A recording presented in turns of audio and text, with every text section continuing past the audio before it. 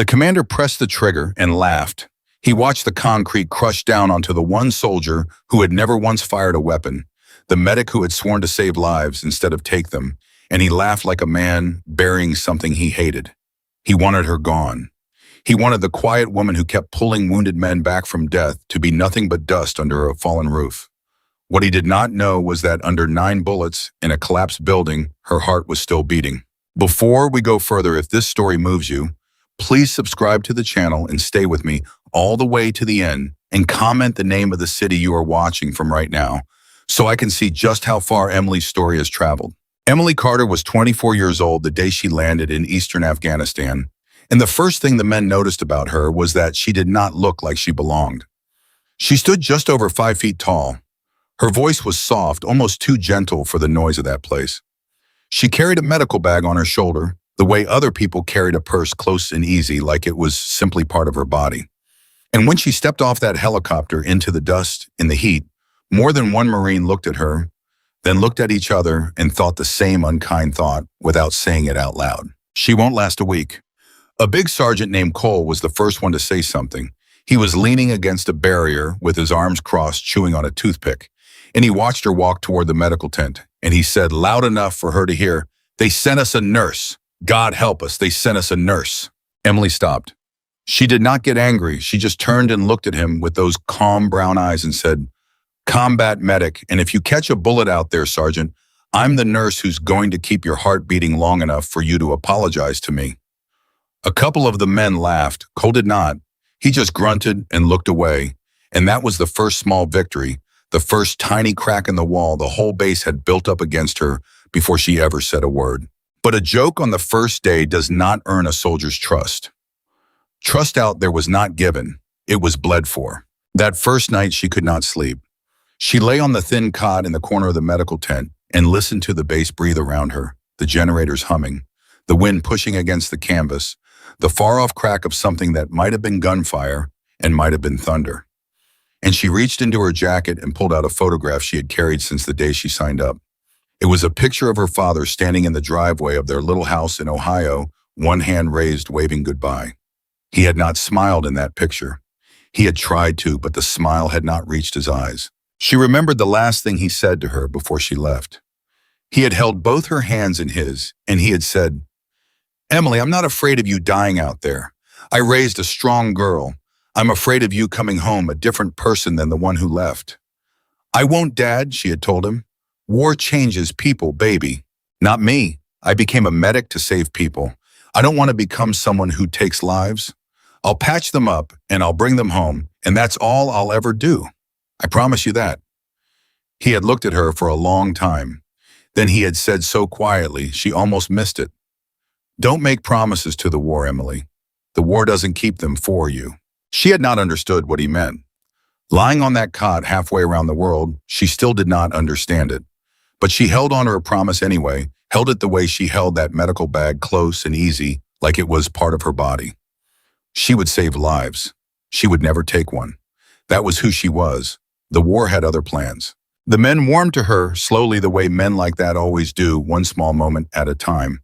There was a young private named Diaz, 19 years old, homesick and scared and too proud to say it.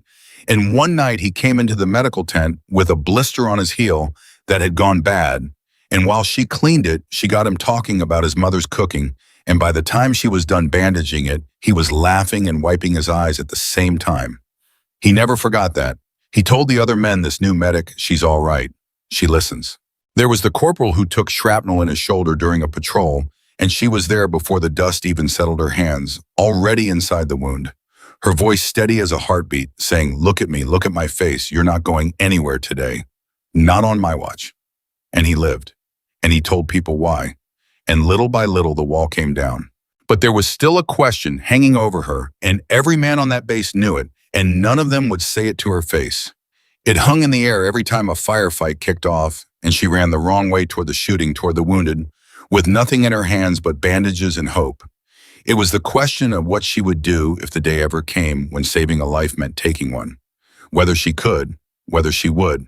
Sergeant Cole put words to it one evening, weeks in, when the two of them had somehow become something close to friends. They were sitting outside as the sun went down, and he said out of nowhere, "You ever fired a rifle, Carter?" "In training. Qualified. Same as everybody." "That's not what I asked. I asked if you ever fired one." She knew what he meant. "No," she said. "I've never pointed a weapon at a human being, and I never will." Cole was quiet for a moment. Then he said, "I hope you never have to test that." "I won't have to," she said. "That's not my job. My job is the man bleeding on the ground. Somebody else can carry the rifle." Cole nodded slowly, but he was looking at the horizon, at the mountains going purple in the fading light, and there was something old and tired in his face. "Out here," he said, "sometimes there isn't a somebody else. Sometimes there's just you. Then I'll deal with that when it comes." "Yeah," Cole said, "I know you will." But he did not sound sure, and truthfully, neither was she. She thought about it more than she let on. In the dark, in the long hours between missions, she turned the question over and over. She told herself she would never freeze. She told herself she would find another way. She told herself the situation would never come. And underneath all of it, in a place she did not like to look at, she was afraid not of dying, but of the thing her father had warned her about. She was afraid of the moment when she would have to choose, and afraid of what her choice might make her. The days went on. The base settled into her presence the way a body settles around a splinter, slowly accepting what it could not remove. She became one of them. She learned their names, their kids' names, their wives' names, the songs they hummed, and the things they were afraid of. She wrote letters home for the ones who could not find the words. She sat up with the ones who could not sleep. She was in a way none of them had expected, the heart of that place, the quiet, steady thing that all their noise revolved around. And then came the mission to Kandara. It came down the way these things always came down, fast and simple, and sounding like nothing at all. Intelligence had flagged an abandoned weapons facility on the edge of the city, an old concrete structure the enemy had reportedly used to store supplies. A team would go in before dawn, confirm the intel, sweep the building, and pull out. In and out.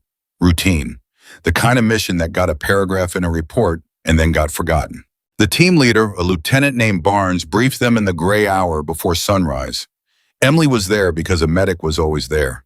She listened to the plan, checked her bag by feel in the dark, counted her tourniquets, her gauze, her needles, the way she always did, a small ritual that kept her hands busy and her mind quiet.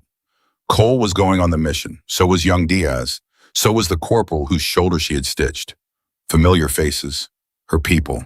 As they loaded up, Cole leaned over to her and said low, "Stay behind me in there. Whatever happens." "I always do." "I mean it, Carter. Something about this one." He shook his head. "I don't like it. Too easy. Intel comes in clean like that, all wrapped up in a bow. It usually means somebody wants us to have it." "You think it's a trap?" "I think I've been out here too long to trust a gift," Cole said. "Stay behind me." "I'll stay behind you," she promised. She did not know yet how quickly the war would break that promise too. The building rose up out of the dark as they approached a low, broken shape against a sky just beginning to turn from black to gray. There was no light in it, no sound, no movement. Barnes signaled the team forward, and they went in through a gap where a door had once been. Weapons up, boots, quiet on the rubble, and Emily went in behind Cole exactly as she had promised, close enough to touch his back. Inside, the silence was total. It was the kind of silence that had a texture to it, a weight, the kind that pressed against the eardrums and made a person want to whisper. The team moved through the first room and found nothing. The second room, nothing. Their flashlights cut white cones through the floating dust, and every man in there felt the same thing crawling up the back of his neck, the same thing Cole had felt in the briefing. Too quiet. It was Emily who noticed it first, and that was the strange part, that the medic saw what the trained hunters missed. She stopped by a low table in the corner of the third room, and she frowned and she said quietly, "Lieutenant, what is it? This isn't right." Barnes came over. She pointed her light at the table and at the floor around it and at the shelves along the wall. And the men saw what she saw and they went cold. Medical equipment, emergency supplies, field dressings still in their wrappers. A radio, a real one, modern, its little indicator light glowing faint and green in the dark. Communication devices, batteries, wire.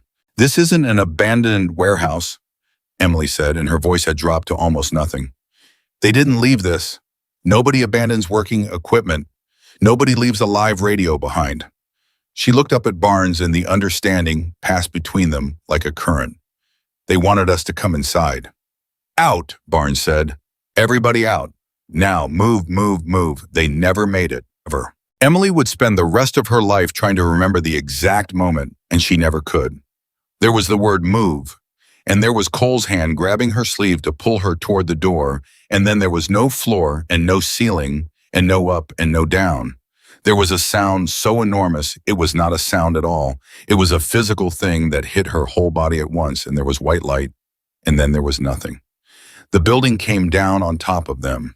The commander, safe in the dark a quarter-mile away, with his thumb on a detonator, watched the dust cloud rise and bloom against the gray dawn, and he smiled. He had been told a medic ran with these Marines, a small woman who never fired a shot, who spent her life dragging his enemies back from the grave.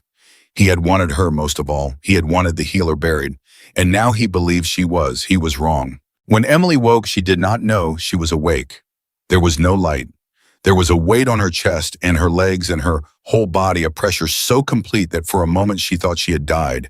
And this was what death was, this crushing dark. She could not move. She tried to lift her arm and could not. She tried to turn her head and could barely manage it.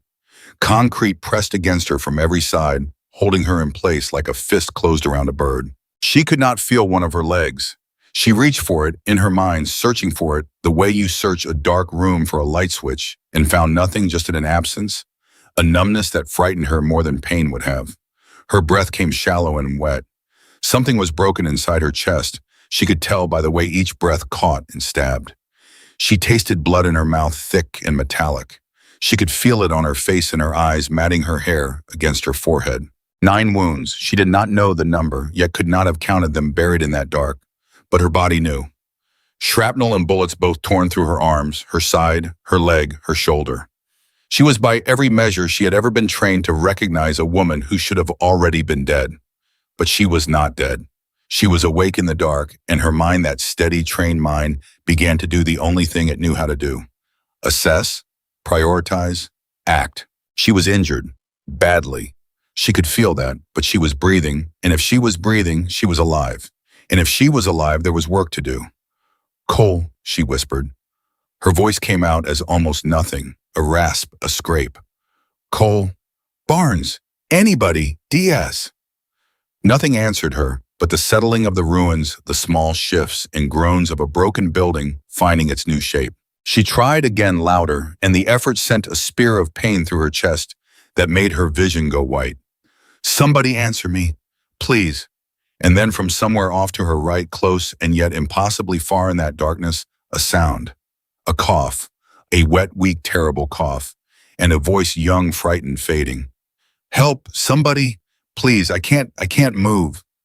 Diaz, 19 years old, homesick, the blister on his heel, his mother's cooking, the boy she had made laugh until he cried. Diaz. She said his name, and something in her chest that had nothing to do with the broken ribs cracked wide open. Diaz, it's Carter. It's the medic. I'm here. I'm right here. Talk to me. Keep talking to me. Carter. His voice was so small. I can't feel there's something on my legs. It hurts. It hurts so bad. I know it does. I know. You're going to be okay. Do you hear me? You are going to be okay. I need you to keep breathing and keep talking to me. That's your only job right now. You understand? Talk to me. Tell me about your mom. What? Your mom. Tell me what she cooks. That thing you told me about with the peppers. Tell me about it. And in the dark, buried under a fallen building, bleeding from a dozen wounds, the boy started to talk about his mother's cooking. His voice trembling and breaking, and Emily Carter listened to every word and began with a body that should not have been able to move at all to fight her way toward him. It took everything she had. She could not feel one leg and the other was pinned. Her arms were torn, but they worked, and she used them, dragging herself an inch at a time through a space barely wide enough to hold her through jagged concrete that opened her wounds wider with every movement, through dust so thick she could not breathe without choking. She did not think about the pain. She could not afford to. She thought only about the voice, about getting to the voice, about the boy who was talking about peppers and onions in his mother's kitchen because a woman he trusted had told him to. You still with me, Diaz? Still here, Carter? I'm scared. I don't want to die out here. I don't want my mom to. You're not going to die. Say it back to me. Say, I'm not going to die. I'm not going to die. Again, louder. I'm not going to die. That's right. That's exactly right. Because I'm almost to you now, and once I'm there, I'm not leaving. I have never once left a man behind, and I am not going to start with you. She reached him. Her hand found his in the dark, his fingers cold and shaking, and she gripped them hard, and she heard him start to cry. And she said, I've got you. I've got you now. It's over. The being alone part is over. Then she began to work. She could not see. She worked by feel, the way she had trained herself to work her hands, reading his body like a bahu written in a language only she could understand. She found the wound in his thigh, the one that was pumping his life out into the rubble, and she pressed her whole weight down on it, and she said, This is going to hurt, honey, and I need you to let it hurt and keep breathing anyway. She got a tourniquet off her belt. The belt she had checked by feel 100 times, and she got it around his leg, and she pulled it tighter until he screamed, and she said, Good, that scream means you've got fight in you. Keep it. She stopped the bleeding. In the dark, blind, broken, she stopped it. And when it was done, she lay beside him with her cheek against the cold concrete, and she kept her hand on his chest to feel it rise and fall, and she talked to him on and on about home, about the flight back, about the food he would eat, and the girl he would meet, and the long, ordinary life he was going to have, because she knew that a voice in the dark is sometimes the only thing standing between a frightened boy and the temptation to simply let go. You're doing so good, she told him. You're doing so good, Diaz. Why'd you come for me? He whispered. You're hurt worse than me. I can hear it in your voice. Why'd you come? And Emily Carter, dying slowly in the dark, said the truest thing she knew. Because that's who I am. That's the whole thing. That's all I've ever been. I'm the one who comes. For a while, there was only their breathing, hers ragged, his weakening but holding. She let herself believe for just a moment that they had made it through the worst of it, that the building had fallen and taken so much, but that it had not taken them, that she had kept her promise, the small one, to never leave a man behind, and that soon the rest of the team would dig them out, and this would be a story she told for the rest of her life. And then she heard the footsteps. Not from the rubble, from outside it, above it, boots on broken stone, moving slow and careful, more than one set of them, circling the edge of the collapse. She went completely still. At first her heart lifted because footsteps meant rescue. Footsteps meant the team footsteps, meant they were being dug out. She almost called out. She got as far as opening her mouth, and then she heard the voices. They were not speaking English. They were speaking low and quick, the words hard and foreign, and she understood none of them, but she understood everything because she had been in that country long enough to know the difference between the sound of rescue and the sound of a hunt. These were not her people coming to save her. These were the men who had brought the building down, and they had come back to do what men like that always came back to do. They had come to make sure no one had survived. Beside her, Diaz had heard it too. She felt his whole body go rigid under her hand, felt his breath catch, and she clamped her palm over his mouth gently but firmly, and she put her lips to his ear and breathed the words so quietly it was less than a whisper. Quiet.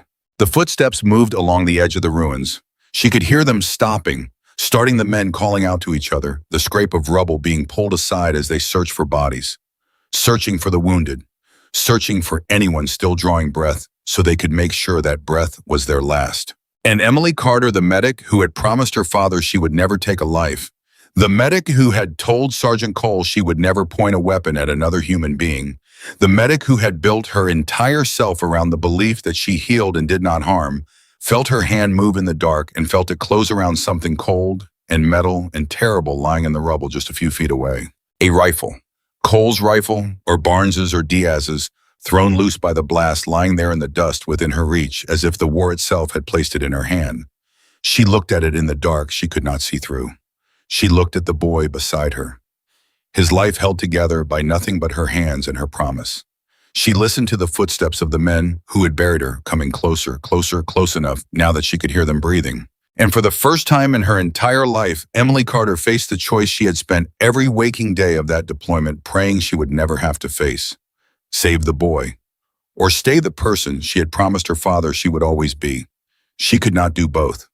Her father's voice came back to her out of the dark from a driveway in Ohio a lifetime ago. Don't make promises to the war, Emily. The war doesn't keep them for you. Her fingers tightened around the rifle. The footsteps stopped directly above them now, and a shaft of gray dawn light broke suddenly through the rubble as a slab of concrete was dragged aside, and it fell across Emily's bloodied face, and it fell across the boy beside her. And somewhere above them, a man looked down into the hole and saw two survivors where he had been sent to find only the dead. And Emily Carter had 1 second to decide who she was going to be. The man above her leaned down into the gap silhouetted against the gray dawn, and he said something to the men behind him, something short and satisfied, the voice of a hunter who has found what he came to find. And in that half second, Emily Carter stopped being the woman who was deciding and became the woman who had decided. She did not point the rifle at him. She pointed it past him, high toward the sky, and she pulled the trigger. And the sound of it in that buried space was like the world ending all over again. The man jerked back. The muzzle flash lit the hole white for an instant, and in that instant, she was not aiming to kill. She was aiming to break the moment, to shatter the silence they were counting on, to tell every soul within a mile that someone down here was still alive and still fighting. It bought her 1 second, maybe 2. The man above her recovered fast. He brought his own weapon down toward the gap, toward the two figures in the rubble, and Emily saw the shape of it against the light.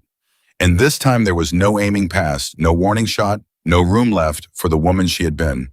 There was only Diaz's hand cold in hers, and the promise she had made to never leave a man behind, and the trigger under her finger. She fired. She would not remember the sound of it afterward.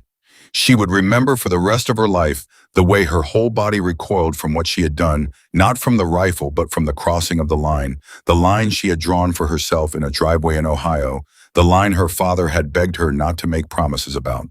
She had crossed it. There was no uncrossing it. The man above her was gone from the gap. For one heartbeat, the world held its breath. Then the men outside opened fire.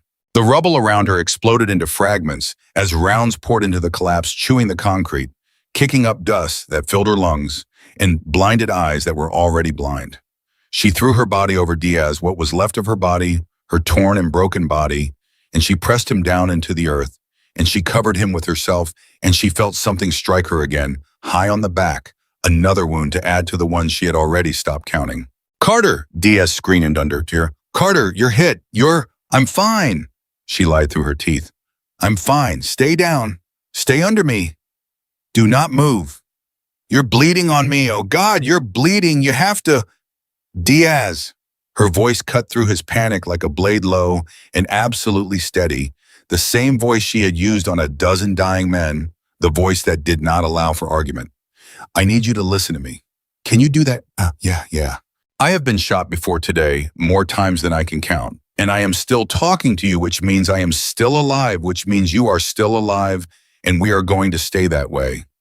But I need you calm. A scared man breathes fast and bleeds faster. So you're going to breathe slow, with me, in." She breathed in against his back so he could feel it. "Out." She breathed out. "In, out. That's it. That's my boy. We're going to be okay." She did not know if that was true.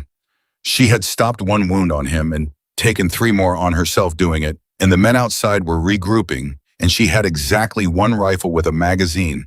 She could not count in the dark, and she was by every rule of medicine she had ever learned a woman who should already be dead.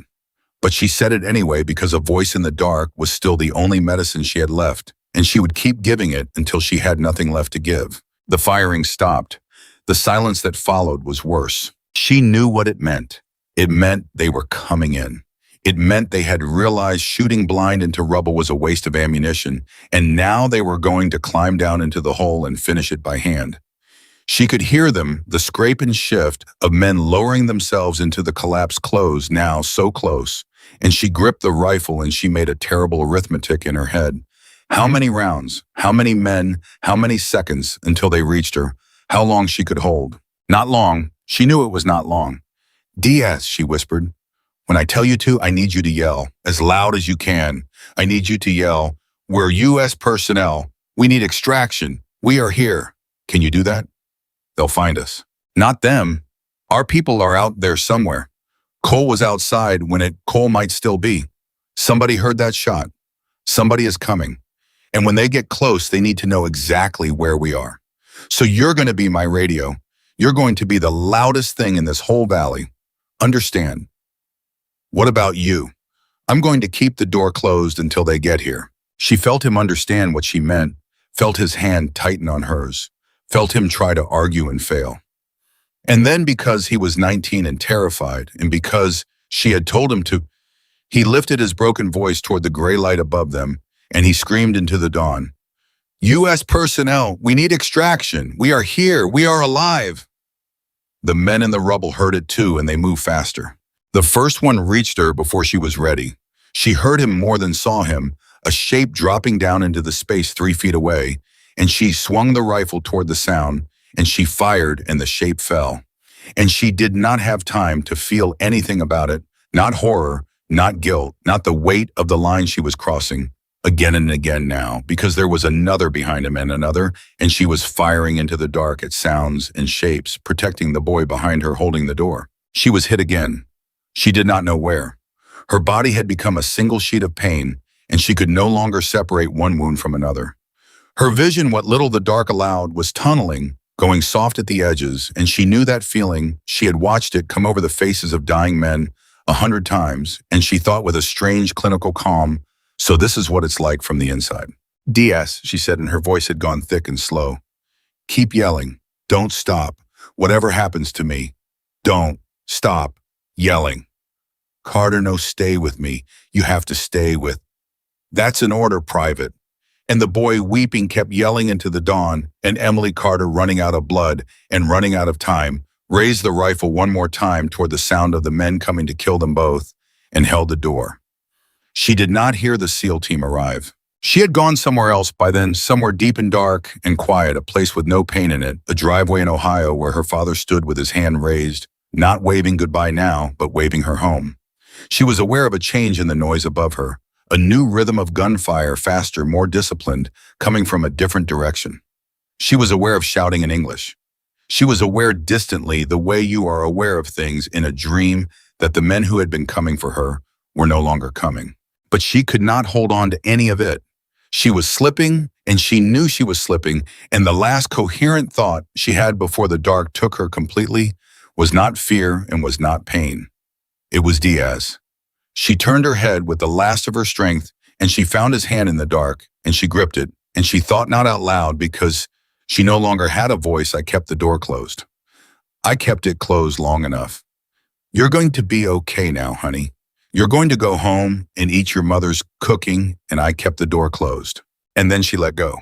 Above the rubble, a quarter-mile back, the commander who had brought the building down heard the new gunfire and understood too late that his mission had failed. He had come to bury a medic.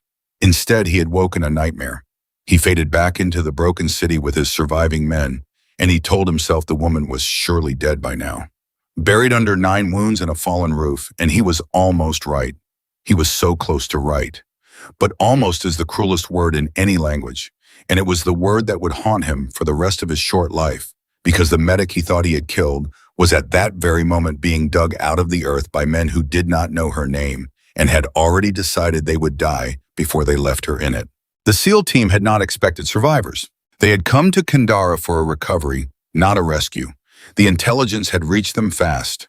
A Marine element ambushed a building, collapsed, no confirmed survivors, and they had staged and moved in, expecting the worst, expecting to pull bodies out of the rubble and carry the dead home to their families. That was the mission. That was the grim arithmetic of it. You go, you recover what's left, you bring your people home, even when home is a flag-draped box. Senior Chief Mason Reed had done it more times than he let himself remember. He was a big man, weathered, quiet, with 15 years of this behind his eyes. He had the kind of calm that only comes from a man who has seen the worst the world has to offer and decided to keep showing up anyway. And as his team fanned out across the collapse and drove off the last of the enemy fighters, he moved through the ruins with the heavy, careful step of a man who has learned not to hope, because hope in this work was a thing that got taken from you again and again until you stopped picking it up. He had already found one body, a lieutenant, Barnes the tag said. He had covered the man's face with his own hand for a moment, a small private thing he did, And then he had moved on because there were others, and the living came first, always, even when there were no living to find. He was the one who heard it. The rest of the team was working the far side of the collapse. Mason had stopped for no reason he could name at a section of rubble that looked no different from any other section, and he had crouched down and he had gone completely still, the way a hunter goes still, listening past the wind and the settling stone and the distant crack of the withdrawing enemy. And he heard a voice.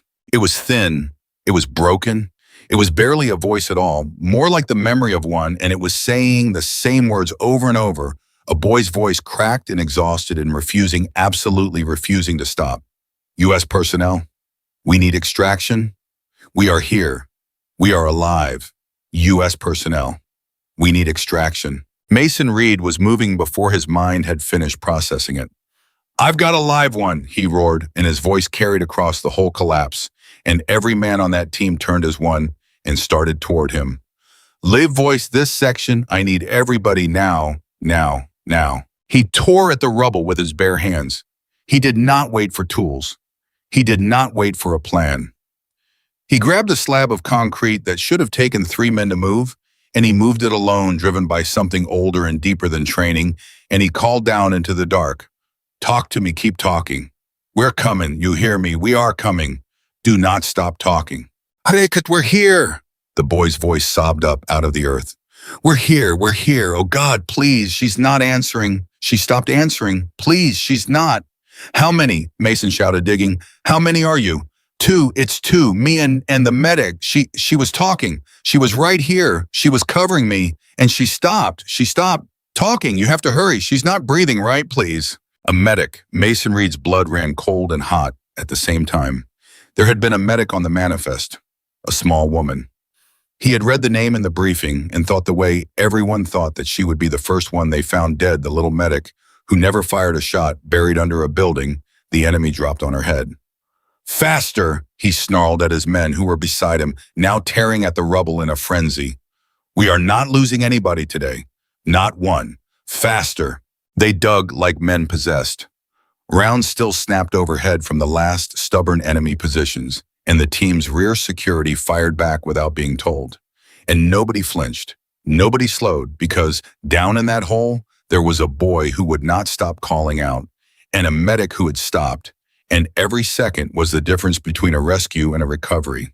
It was Mason's hand that found her first. He had cleared a gap wide enough to reach into, and he reached down blind into the dark, and his fingers closed around something, a wrist, a small wrist, slick with blood, and he pressed 2 fingers to it out of 15 years of habit, expecting nothing, praying for something, and he went absolutely perfectly still.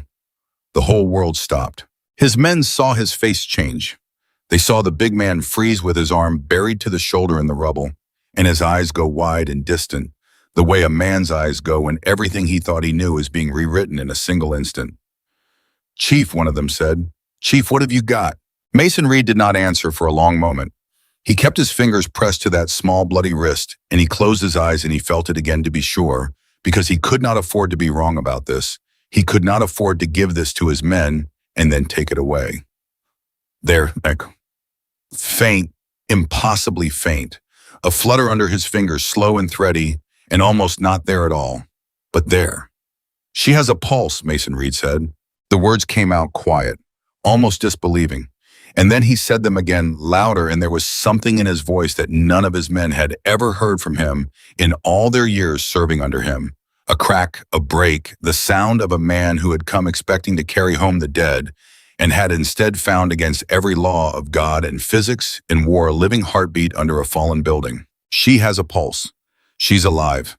Get me a litter. Get me the corpsman. Get me everything. Move. She is alive and we are getting her out of here. What happened next, the men on that team would talk about for the rest of their lives. They did not simply dig her out. They fought for her. The enemy, sensing the team was pinned in place around the collapse, pressed one last assault, and rounds came in hard from 2 directions.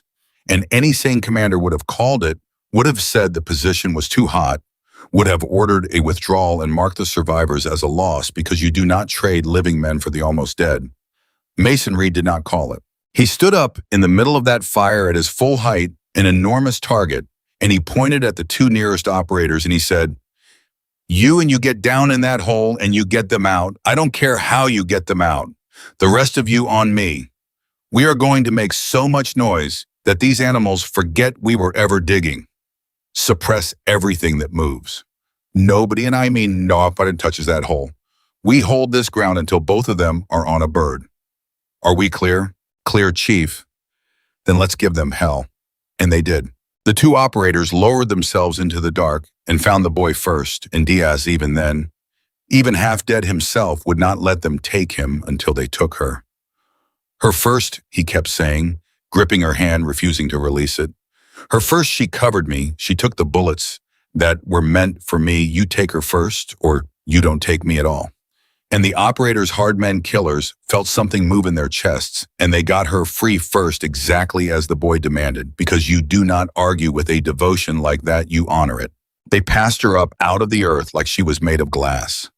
Mason Reed took her from their hands himself, and he laid her on the litter with a gentleness that seemed impossible in a man his size, and for one moment in the middle of a firefight, he looked down at her face. She was so small.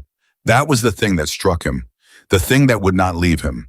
This tiny broken woman, torn apart, buried alive, shot more times than he could count at a glance, and she had held a rifle across the door of that hole and kept a 19-year-old boy alive with her own body long enough for help to come. He had spent his whole life around the toughest men on earth, and he looked down at this small bleeding medic, and he thought, I have never in my life seen anything as tough as this. Corpsman, he bellowed, I need you now. She's crashing. She's got, I count, God, I can't even count them all. She's got wounds everywhere. Get on her. The team's corpsman dropped beside her, and his hands flew over her body, and his face told the whole story. The disbelief, the grim calculation, the same thought every one of them was having. She should be dead. By everything we know, she should already be dead. And yet the faint pulse held thready and stubborn, the same stubbornness that had run toward gunfire on a base full of men who doubted her, the same stubbornness that had dragged her broken body through the dark toward a frightened boy's voice. The same stubbornness that had crossed the one line she swore she would never cross because a life she loved was on the other side of it. They got her onto this bird under fire. They got Diaz on beside her, and even as they lifted off, even as the ground fell away, the boy's hand was still locked around hers, and he was still talking to her, saying her name over and over, saying, stay, Carter, stay. You told me to keep breathing, so you keep breathing too. That's an order. You hear me? That's an order. Stay.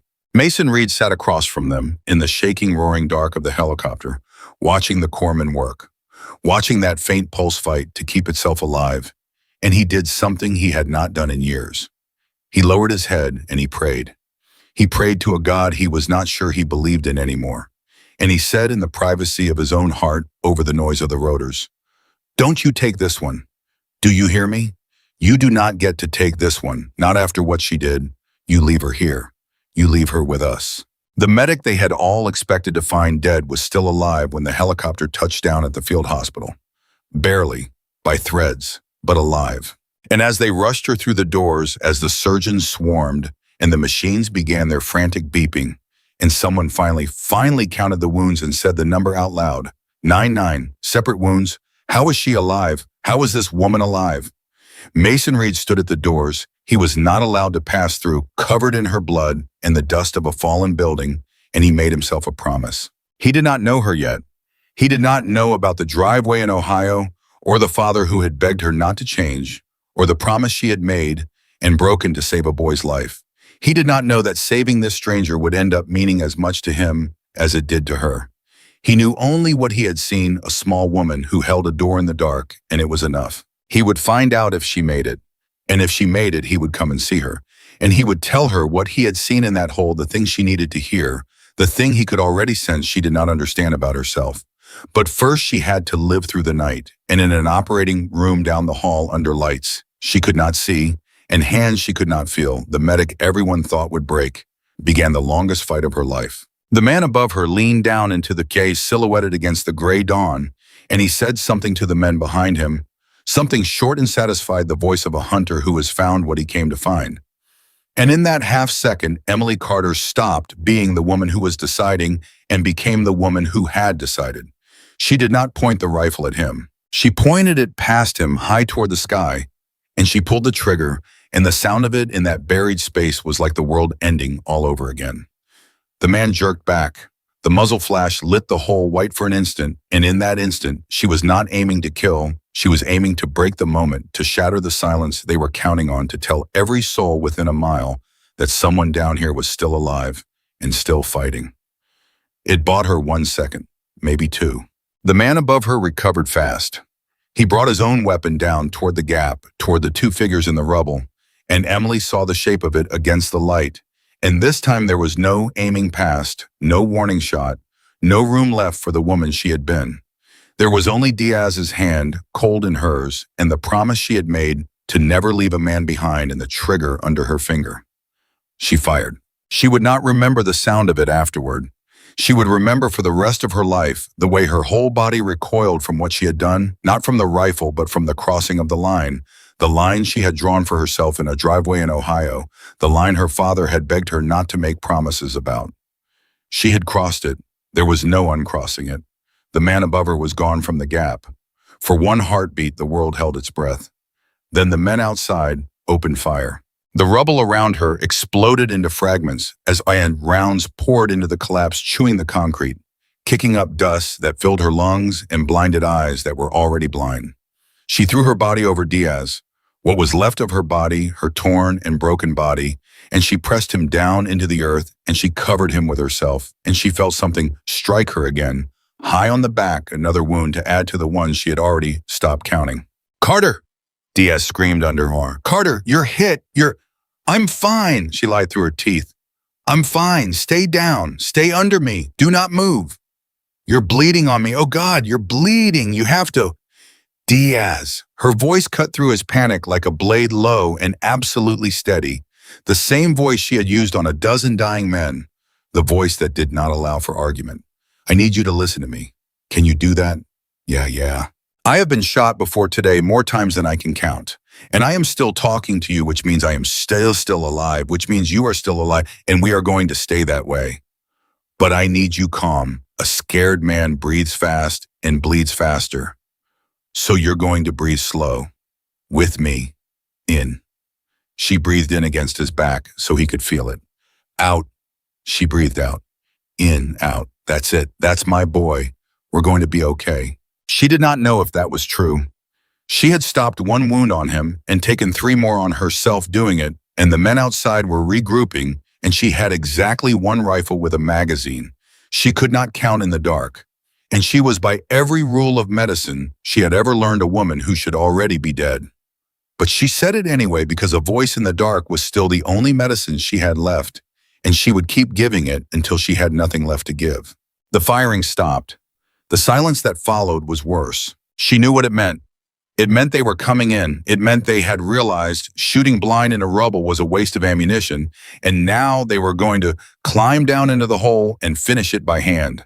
She could hear them, the scrape and shift of men lowering themselves into the collapse, close now, so close.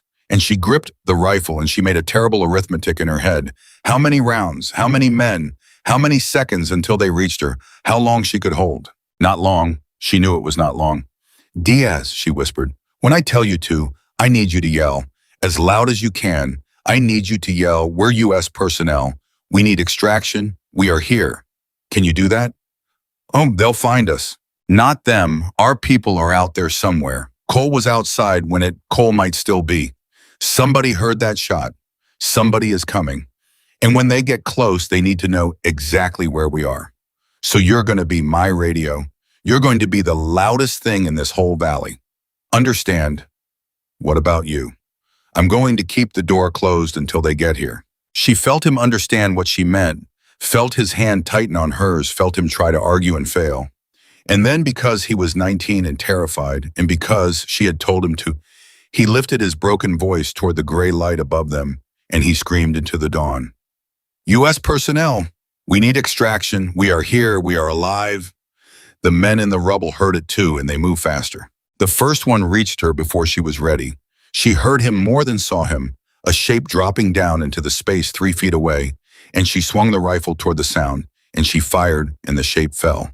And she did not have time to feel anything about it, not horror, not guilt, not the weight of the line she was crossing again and again now, because there was another behind him and another, and she was firing into the dark at sounds and shapes, protecting the boy behind her holding the door. She was hit again. She did not know where. Her body had become a single sheet of pain, and she could no longer separate one wound from another. Her vision, what little the dark allowed, was tunneling, going soft at the edges, and she knew that feeling. She had watched it come over the faces of dying men 100 times, and she thought with a strange, clinical calm, so this is what it's like from the inside. Diaz, she said, and her voice had gone thick and slow. Keep yelling. Don't stop. Whatever happens to me, don't stop yelling. Carter, no, stay with me. You have to stay with... That's an order, Private. And the boy, weeping, kept yelling into the dawn, and Emily Carter, running out of blood and running out of time, raised the rifle one more time toward the sound of the men coming to kill them both and held the door. She did not hear the SEAL team arrive. She had gone somewhere else by then, somewhere deep and dark and quiet, a place with no pain in it, a driveway in Ohio where her father stood with his hand raised, not waving goodbye now, but waving her home. She was aware of a change in the noise above her, a new rhythm of gunfire, faster, more disciplined, coming from a different direction. She was aware of shouting in English. She was aware distantly, the way you are aware of things in a dream, that the men who had been coming for her were no longer coming. But she could not hold on to any of it. She was slipping, and she knew she was slipping, and the last coherent thought she had before the dark took her completely was not fear and was not pain. It was Diaz. She turned her head with the last of her strength, and she found his hand in the dark, and she gripped it, and she thought not out loud, because she no longer had a voice. I kept the door closed. I kept it closed long enough. You're going to be okay now, honey. You're going to go home and eat your mother's cooking, and I kept the door closed. And then she let go. Above the rubble, a quarter-mile back, the commander who had brought the building down heard the new gunfire and understood too late that his mission had failed. He had come to bury a medic. Instead, he had woken a nightmare. He faded back into the broken city with his surviving men, and he told himself the woman was surely dead by now, buried under 9 wounds and a fallen roof. And he was almost right. He was so close to right. But almost is the cruelest word in any language. And it was the word that would haunt him for the rest of his short life, because the medic he thought he had killed was at that very moment being dug out of the earth by men who did not know her name and had already decided they would die before they left her in it. The SEAL team had not expected survivors. They had come to Kandara for a recovery, not a rescue. The intelligence had reached them fast. A Marine element ambushed a building, collapsed, no confirmed survivors. And they had staged and moved in, expecting the worst, expecting to pull bodies out of the rubble and carry the dead home to their families. That was the mission. That was the grim arithmetic of it. You go, you recover. What's left, you bring your people home, even when home is a flag-draped box. Senior Chief Mason Reed had done it more times than he let himself remember. He was a big man, weathered quiet with 15 years of this behind his eyes. He had the kind of calm that only comes from a man who has seen the worst the world has to offer and decided to keep showing up anyway. And as his team fanned out across the collapse and drove off the last of the enemy fighters, he moved through the ruins with the heavy, careful step of a man who has learned not to hope. Because hope in this work was a thing that got taken from you again and again until you stopped picking it up. He had already found one body, a lieutenant, Barnes the tag said. He had covered the man's face with his own hand for a moment, a small private thing he did, and then he had moved on because there were others and the living came first, always, even when there were no living to find. He was the one who heard it. The rest of the team was working the far side of the collapse. Mason had stopped for no reason he could name at a section of rubble that looked no different from any other section, and he had crouched down and he had gone completely still, the way a hunter goes, still listening past the wind and the settling stone and the distant crack of the withdrawing enemy. And he heard a voice. It was thin. It was broken. It was barely a voice at all, more like the memory of one, and it was saying the same words over and over, a boy's voice, cracked and exhausted and refusing, absolutely refusing to stop. U.S. personnel. We need extraction. We are here. We are alive. U.S. personnel. We need extraction. Mason Reed was moving before his mind had finished processing it. I've got a live one, he roared, and his voice carried across the whole collapse, and every man on that team turned as one and started toward him. Liv voiced this section. I need everybody. Now, now. He tore at the rubble with his bare hands. He did not wait for tools. He did not wait for a plan. He grabbed a slab of concrete that should have taken 3 men to move, and he moved it alone, driven by something older and deeper than training, and he called down into the dark. Talk to me, keep talking. We're coming, you hear me, we are coming. Do not stop talking. We're here, the boy's voice sobbed up out of the earth. We're here, oh God, please, she's not answering. She stopped answering. Please, she's not. How many? Mason shouted, digging. How many are you? 2, it's 2, me and the medic. She was talking. She was right here. She was covering me, and she stopped. She stopped talking. You have to hurry. She's not breathing right. Please. A medic. Mason Reed's blood ran cold and hot at the same time. There had been a medic on the manifest, a small woman. He had read the name in the briefing and thought the way everyone thought that she would be the first one they found dead, the little medic who never fired a shot buried under a building the enemy dropped on her head. Faster, he snarled at his men who were beside him, now tearing at the rubble in a frenzy. We are not losing anybody today, not one. Faster. They dug like men possessed. Rounds still snapped overhead from the last stubborn enemy positions, and the team's rear security fired back without being told. And nobody flinched. Nobody slowed because down in that hole there was a boy who would not stop calling out, and a medic who had stopped, and every second was the difference between a rescue and a recovery. It was Mason's hand that found her first. He had cleared a gap wide enough to reach into, and he reached down blind into the dark, and his fingers closed around something, a wrist, a small wrist, slick with blood, and he pressed 2 fingers to it out of 15 years of habit, expecting nothing, praying for something, and he went absolutely perfectly still. The whole world stopped. His men saw his face change. They saw the big man freeze with his arm buried to the shoulder in the rubble, and his eyes go wide and distant, the way a man's eyes go when everything he thought he knew is being rewritten in a single instant. Chief, one of them said. Chief, what have you got? Mason Reed did not answer for a long moment. He kept his fingers pressed to that small bloody wrist, and he closed his eyes and he felt it again to be sure because he could not afford to be wrong about this. He could not afford to give this to his men and then take it away. There, faint, impossibly faint, a flutter under his fingers, slow and thready, and almost not there at all, but there. She has a pulse, Mason Reed said. The words came out quiet, almost disbelieving, and then he said them again louder, and there was something in his voice that none of his men had ever heard from him in all their years serving under him.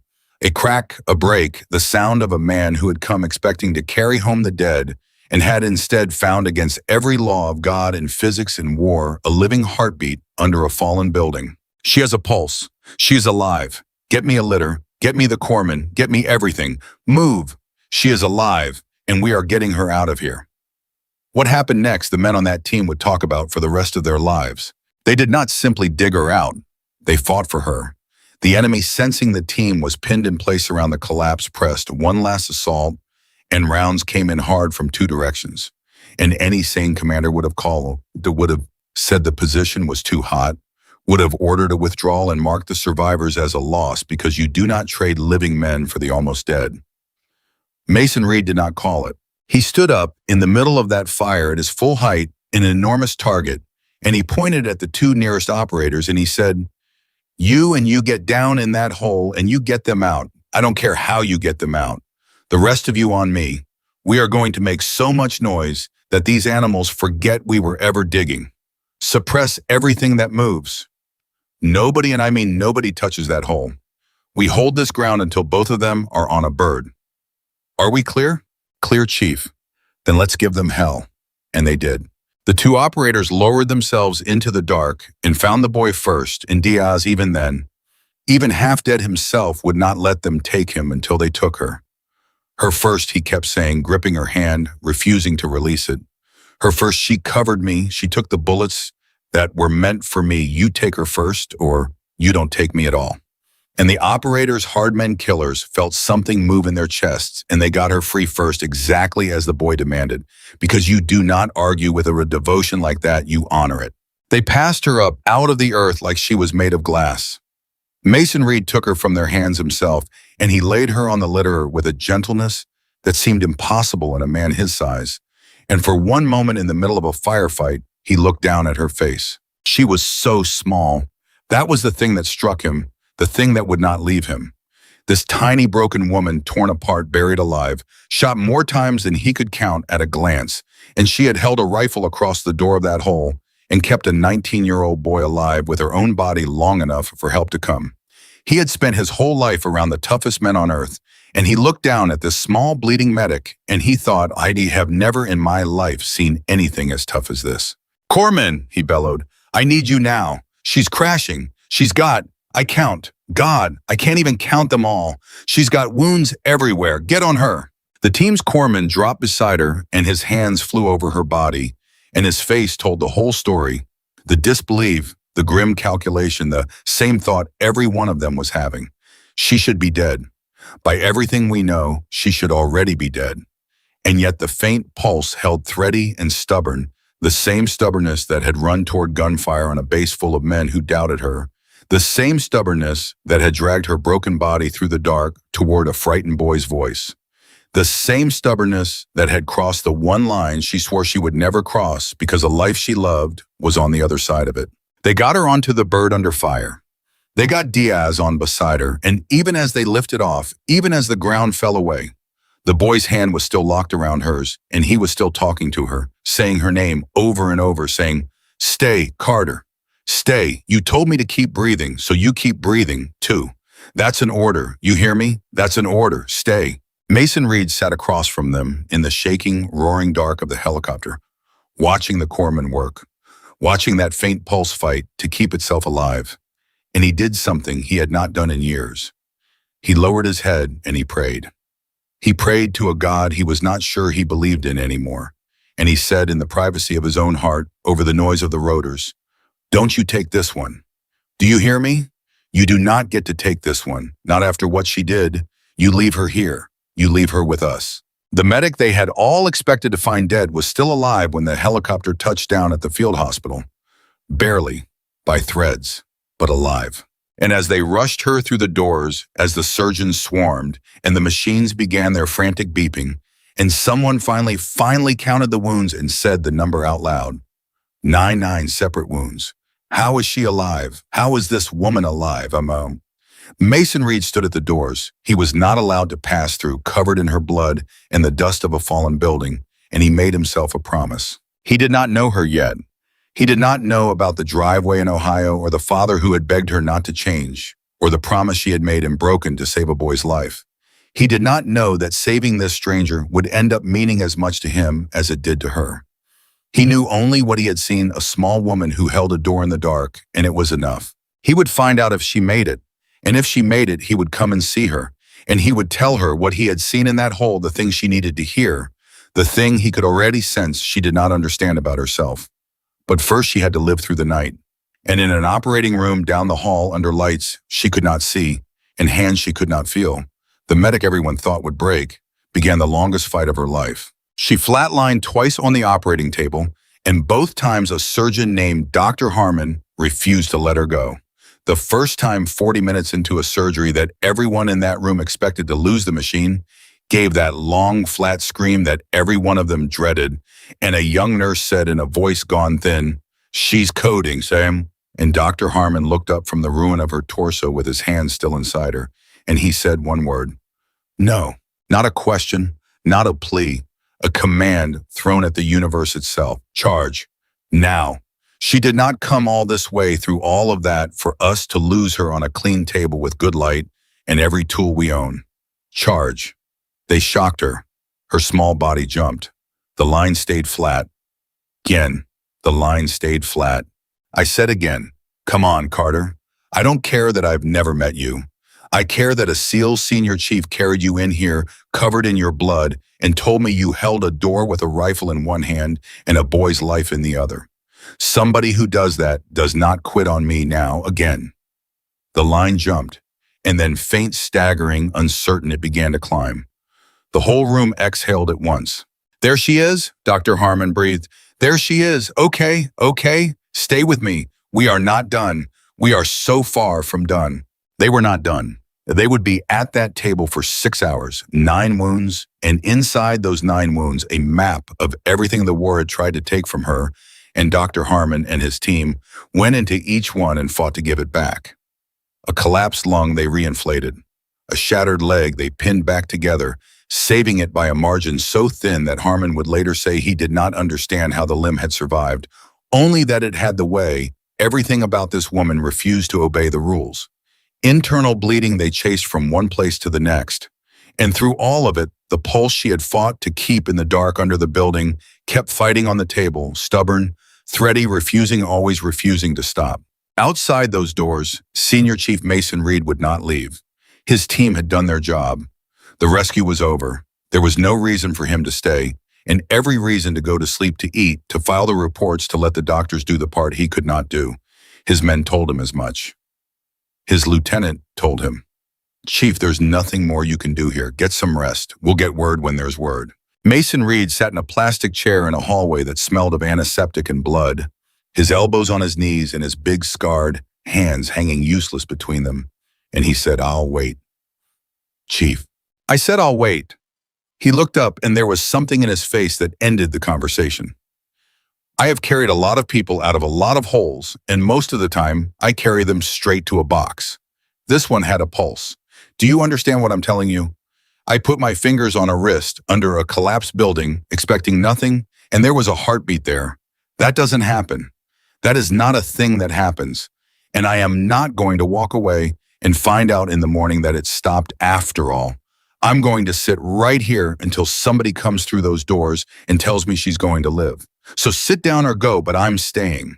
His lieutenant sat down. They both stayed. And down the hall in a smaller room, a 19-year-old boy named Diaz lay stitched and bandaged and refused to sleep because every time he closed his eyes, he was back in the dark, and the last thing he heard was a voice going quiet, and he could not bear it. When a nurse came to check on him, he grabbed her arm and said, "The medic, Carter. Is she alive? Nobody will tell me anything. She saved my life. She took bullets that were meant for me. Is she alive, please? You have to tell me." "She's in surgery, honey," the nurse said gently. "She's fighting. That's all I know. She's fighting." "She'll make it," Diaz said, and it was not a question. It was a thing he was forcing to be true with the sheer force of saying it. "She has to make it. You don't understand. She's the one who comes. She told me. She said, I'm the one who comes. People like that they don't die. They can't. It's not allowed." The nurse squeezed his hand and didn't answer because she had seen enough of that place to know that it was allowed, that it happened all the time, that the ones who ran toward the fire were exactly the ones who got burned. But she did not say that to the boy. She let him hold on to his certainty because sometimes certainty was the only tourniquet you had for a wound in the heart. At the 6-hour mark, the doors opened. Mason Reed was on his feet before they finished swinging. Dr. Harmon came out, his gown soaked, his face gray with exhaustion, pulling the mask down off his mouth, and for a terrible moment, his expression gave away nothing, and Mason Reed felt his heart stop as surely as if it were his own line going flat. "Tell me," Mason said, "just tell me." Dr. Harmon looked at this enormous, blood-crusted, hollow-eyed operator who had refused to leave for 6 hours, and he did something he almost never let himself do after a surgery like that. He let himself smile, barely, around the edges. "She's alive," he said. Mason Reed put a hand against the wall. "I want to be clear with you," Harmon went on, because he was an honest man, and hope without honesty was cruelty. "She is not out of the woods, not even close. The next 72 hours are going to tell the story. There's infection risk, there's the chance her body just gives out from the trauma load. There are a dozen things that can still take her. But she made it off my table. 6 hours ago, I would have bet everything I own that she wouldn't. I have been doing this a long time and I don't have an explanation for her. I have never operated on a body that fought me that hard to stay alive." He shook his head slowly. "It's like she wasn't done, like she had something left to do and she just flat refused to go until it was done." "She did," Mason said quietly. "She had a boy to keep alive, and she did it. He's down the hall right now because of her." Dr. Harmon nodded, and for a moment the two men just stood there in the hallway, the surgeon and the operator. Both of them worn down to nothing. Both of them changed by the same small woman neither of them had known a day ago. "Can I see her?" Mason asked. "She's unconscious. She'll be under for a while. It'll be days before she's talking if she—" He stopped himself. "When she wakes up." "I don't need her to talk," Mason said. "I just need to see for myself that the heartbeat's still there. I've been carrying it around in my hand for 6 hours. I need to see it." Harmon understood that. He let him in. Mason Reed stood at the foot of a hospital bed and looked down at the woman he had dug out of the earth. And she looked even smaller now, swallowed up in bandages and tubes and machines, her face pale as paper. But her chest rose and fell and rose again, and the monitor beside her drew its steady green line up and down, a heartbeat, a real one, no longer thready, no longer almost just there. He stood there a long time. Then he leaned down close to her ear, this stranger she had never met. And he said so quietly that no one else could hear, "I don't know you, but I know what you did in that hole and I'm going to be here when you wake up. You've got somebody in your corner now. You just rest. You earned it." And he pulled a chair to the corner of the room and he sat down and he stayed. 3 days later, Emily Carter opened her eyes. The first thing she felt was that she was not dead, and the strangeness of that, the sheer wrongness of it against everything her body had told her in the dark. The second thing she felt was pain everywhere, a deep, total pain that told her she was very much alive because the dead do not hurt like that. And the third thing she felt before her eyes had even focused was a hand around hers and a voice. And for one confused heartbeat, she thought she was still in the rubble. And it was Diaz, and she tried to say his name. But it was not Diaz. It was a big, weathered man she had never seen before in her life, sitting in a chair pulled up to her bed. And when he saw her eyes open, he leaned forward, and there was something in his face she did not expect, a relief so deep it looked almost like grief. "Hey," he said softly. "Hey, there you are. Welcome back." She tried to speak. Her throat was raw from the tube they had only just removed, and what came out was barely a whisper. "Who?" "Mason Reed, Senior Chief. I was on the team that pulled you out." He paused. "I found your pulse." She looked at him, this stranger, and she did not understand, and she asked the only question that mattered, the one she had carried down into the dark with her, the one that had been the last thing on her mind before she let go. "Diaz, the boy, did he—" "He's alive," Mason said, and he watched her whole face change. "He's 2 doors down. He's going to be fine. He's been driving the nurses crazy asking about you every hour on the hour for 3 days. First thing he told them when he came out of surgery was that you took his place, that you covered him with your own body, that every wound on you should have been on him." Emily closed her eyes, and a tear slid out from under the lid and ran down into her hair, and she said, "Good, that's good. He's got a mom who cooks. He's supposed to go home and eat her cooking." Mason Reed felt his throat tighten. This woman torn apart 3 days from a table she flatlined on, twice waking up from the edge of death. And her first thought, her first and only thought, was the boy and his mother and her cooking. "He's going to go home and eat his mom's cooking," Mason said, "because of you." For a while, she just lay there drifting, holding on to consciousness the way she had held on to everything else by sheer refusal to let go. And then slowly, as the fog cleared, the memory came back to her. Not the building, not the pain, the other thing, the thing in the dark, the rifle in her hand, the men above the gap, the trigger under her finger, and the line she had crossed. Her breathing changed. The monitor beside her picked it up, the beeping quickening, and Mason saw her face fall into something dark and lost. "Hey," he said. "Hey, easy, what is it? You're safe. You're okay." "I killed them," she whispered. Mason went still. "I had a rifle. There were men that came to finish us, and I had the rifle and Her voice cracked apart. "I made a promise to my father before I left. I promised him I would never take a life. I became a medic, so I would never have to. I built everything I am on that, on being the one who saves people, not the one who, and I broke it. In that hole, I broke it. I pulled the trigger. I don't know who I am anymore. I don't know what I am." She was crying now, and it was worse than any wound, the sight of this woman who had survived the unsurvivable coming apart over the one thing the war had taken that could not be bandaged. "I'm not a medic anymore," she wept. "A medic doesn't. I healed people. That was the whole point of me.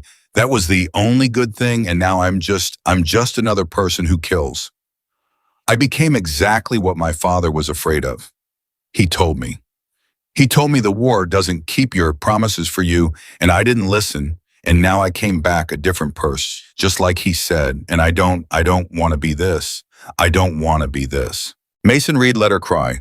He did not rush to fix it because he had learned long ago that some things could not be fixed with the first words that came to a man's mouth. He waited until the worst of it had passed, until she was quiet, exhausted, staring at the ceiling with wet eyes.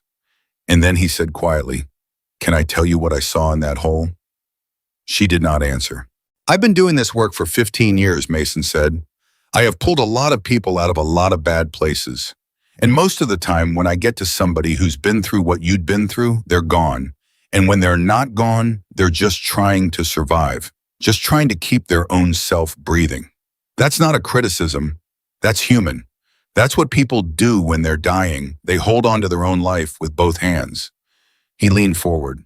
"You weren't doing that. When I found you, you weren't curled up protecting yourself.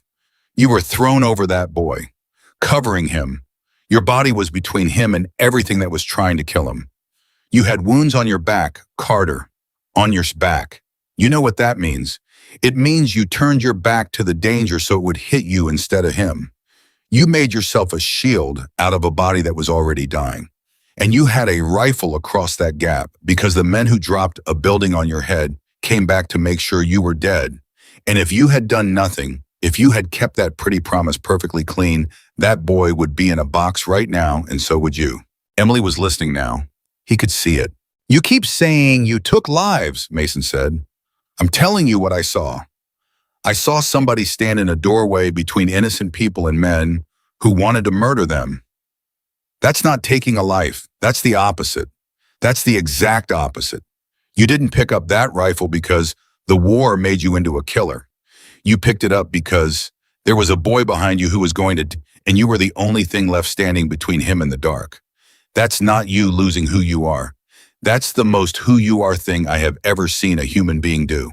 The tears were falling faster now, but they were different tears. "You think the rifle changed you?" Mason said softer. "It didn't. You were the same person holding that rifle that you were holding a tourniquet. You ran toward the danger. You put yourself between it and someone who needed protecting. The only thing that changed was the tool in your hand. The heart behind it was exactly the same. It was always the same. It was the heart of somebody who will not leave another person to die alone. And there is no promise in the world, Carter, that's worth more than that." Emily Carter stared at this stranger who had reached into the earth and found her heartbeat, and who now seemed to be reaching into something even deeper and finding the thing she had thought the war had destroyed. And she said in a voice so small it broke him, "My father said not to make promises to the war. He said the war doesn't keep them for you." "Your father was right," Mason said, "but he missed the other half of it. The war takes the promises, it always does, but it doesn't get to take the person who made them. That part's still yours, that part you keep. And Carter, that part of you didn't die in that hole. I know because I'm the one who reached in and felt it still beating." She wept, then really wept. And Mason Reed held her hand through all of it, and he did not say anything else because there was nothing else to say. He had said the true thing, and now she had to carry it, and that was a thing no one could do for her. But she was not carrying it alone anymore. The days turned into weeks. The 72 hours passed, and then a week, and then two, and against the quiet predictions of everyone who had first seen her come through those doors, Emily Carter did not die. She got stronger. Painfully slowly, an inch at a time, the way she had dragged herself through the rubble, she got stronger. Diaz came to see her the moment he could walk, and when the boy saw her awake and alive, he broke down completely, standing in the doorway, sobbing like a child. And he crossed the room and he took her hand, and he could not even speak. And she said, hey, you made it. You're going home to your mom's cooking. I told you you would. You almost died, he choked out. For me, you almost died for me. I would do it again, she said simply, in a heartbeat. That's the whole point of me, kid. Don't you know that yet? And Mason Reed, who had somehow become a fixture in that room, who came every single day, whether she was awake or sleeping, watched the two of them and understood something he had not fully understood before. He had told her she was still herself, But watching her with that boy, he saw it was more than that. She was not just the same person she had been before the hole. She was more. Because the woman who had gone into that building believed she could only be one thing: a healer or a killer, a saver of lives or a taker of them, and could never be both without losing herself. And the woman lying in that bed had learned the terrible, liberating truth that the line she had drawn was never the thing that made her good. Her father's promise was never the thing that made her good. The thing that made her good was underneath the promise, underneath the line, in a place the war could not reach. It was the part of her that ran toward the fire, the part that came when others fled, the part that would pick up a tourniquet or a rifle, whichever the dark demanded, and put her own body between the innocent and the end. She had thought the war would take that from her. Instead, in the worst hole of her life, it had shown her exactly how deep it went. And on a gray afternoon, weeks into her recovery, an officer she did not recognize came to see her with papers in his hand and a look on his face that she could not read. And he pulled up the chair where Mason Reed usually sat, and he said, "Sergeant Carter, I've read the after-action report from Kandara. I've read Senior Chief Reed's statement. I've read Private Diaz's statement, and I have to be honest with you, in 20 years I have never read anything quite like it." Emily said nothing. She had learned in the hospital to wait. "There's a review," the officer said, "of your actions that day, and there is going to be a decision made about your future in this military. I want you to understand that what happened in that building is going to change the course of your career one way or the other." And Emily Carter, who 3 weeks ago had woken up believing she had lost herself forever, looked at the officer with steady eyes and waited to hear which way the war would break her next. "Which way?" Emily said quietly. "You said it would change my career one way or the other. So tell me which way." The officer studied her for a long moment, and then he set the papers down on the bed beside her, and he said, "That depends, Sergeant, on a question I need you to answer honestly, and I need you to understand that there is no wrong answer, only a true one. Can you do that?" "I can try." "Do you regret it?" Emily looked at him. "Regret what?" "Picking up the rifle, firing it, crossing the line you'd sworn you'd never cross." He watched her face carefully. "Because I've read your file. I know about the promise. I know you came into this military swearing you'd only ever heal, never harm. And I know that in that building you did the opposite of everything you told yourself you were. So I'm asking you, man to soldier, Michelle Moine, do you regret it?" And the room went very still, because this was the question, wasn't it? This was the whole thing, the question she had been asking herself every single day since she woke up, the question Mason Reed had tried to answer for her and could not, because it was hers to answer and no one else's. Emily was quiet for a long time. Then she said, "I regret that I had to. I regret that there was a boy in a hole and men coming to kill him, and the only thing that could stop them was me with a rifle in my hands. I regret that the world is the kind of place where that happens. I will regret that until the day I die." She lifted her eyes to the officers. "But do I regret pulling the trigger? No, because Diaz is 2 doors down eating solid food and calling his mother in on the phone. And if I'd kept my promise perfect and clean, he'd be in a box and I'd have a spotless conscience and a dead boy, and I would trade that clean conscience for his life every single time, without a second of hesitation. So no, I don't regret it. I would do it again tomorrow." The officer nodded slowly. Something in his expression had shifted. "But I want to say the other part too," Emily went on, and her voice grew stronger, "because it matters and I need somebody official to hear me say it.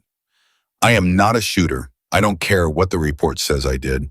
I picked up that rifle because it was the only thing between the innocent and the dark, and I would put it down again in a heartbeat the second it wasn't needed. I am a medic. That is what I am. That is what I will always be. And if you're going to change my career because of what happened in that hole, then I need you to understand that whatever you make me, I am going to be a medic first, last, and always. Because the rifle didn't change me. The building didn't change me. I am still the person who runs toward the people who are hurting. I always will be." The officer picked the papers back up, and for the first time he smiled just slightly. "That," he said, "is exactly the answer I was hoping you'd give." She frowned. "I don't understand." There's a unit," he said. "It doesn't have a name you'd recognize, and I can't tell you much about it in this room. But it's an elite medical combat element. Operators who can do both. Men and women who can fight their way into the worst place on earth, and then once they're there, save the lives of everyone they find. It's the hardest job in this entire military because it asks you to be two things that most people believe can't live in the same person. A warrior and a healer, a shield and a set of healing hands. Most people can't hold both. Most people break trying. He looked at her. But every once in a while, somebody comes along who was already both and just didn't know it yet. And when that person shows up, we find them and we ask them if they'd be willing to do the hardest thing there is. Emily stared at him. Senior Chief Reed recommended you, the officer said. So did Dr. Harmon. So did Private Diaz, for whatever a private's recommendation is worth. And I'll tell you in this case, it was worth a great deal because the kid wrote 3 pages about a woman who turned her back to gunfire to shield him, and there's not a dry eye on the review board that read it. He paused. We would like to offer you a place when you're healed, when you're ready. No pressure, no timeline. But we saw what you did in that hole, Sergeant, and we think you're exactly the kind of person that unit exists to find. For a long moment, Emily Carter did not say anything at all. She thought about her father. She thought about the driveway in Ohio, and his hand raised and his voice saying, I'm afraid of you coming home a different person than the one who left. She thought about the promise she had made him, the clean, simple promise, I will only ever heal, and how the war had taken that promise and shattered it in a hole under a fallen building. And then she thought about what Mason Reed had told her. The war takes the promises, but it doesn't get to take the person who made them. Can I think about it? She asked. Take all the time you need. That night alone in her room, Emily Carter did something she had not been able to do since before Kandara. She reached into the drawer beside her bed, where someone had placed her few surviving belongings, and she found the photograph. Her father in the driveway, one hand raised. It was creased now, and there was a dark stain across one corner that she knew without having to ask was her own blood-dried and gone brown. It had been in her jacket. It had been in the hole with her. It had taken 9 bullets right alongside her, and it had survived just like she had. She held it up in the dim light, and she looked at her father's face, that face that had tried to smile and could not quite manage it, and she talked to him out loud in the empty room. I broke my promise, Dad, she said. You told me not to make it, and I made it anyway, and then I broke it. There was a boy. There was a boy, and I had to. I know you'd understand, I know you would, but I broke it, and for a while I thought that meant I'd lost myself, that I'd become the thing you were afraid of. She swallowed. But I didn't. I didn't become that. I'm still me. I'm still your girl. I understand something now that I didn't understand when I made you that promise.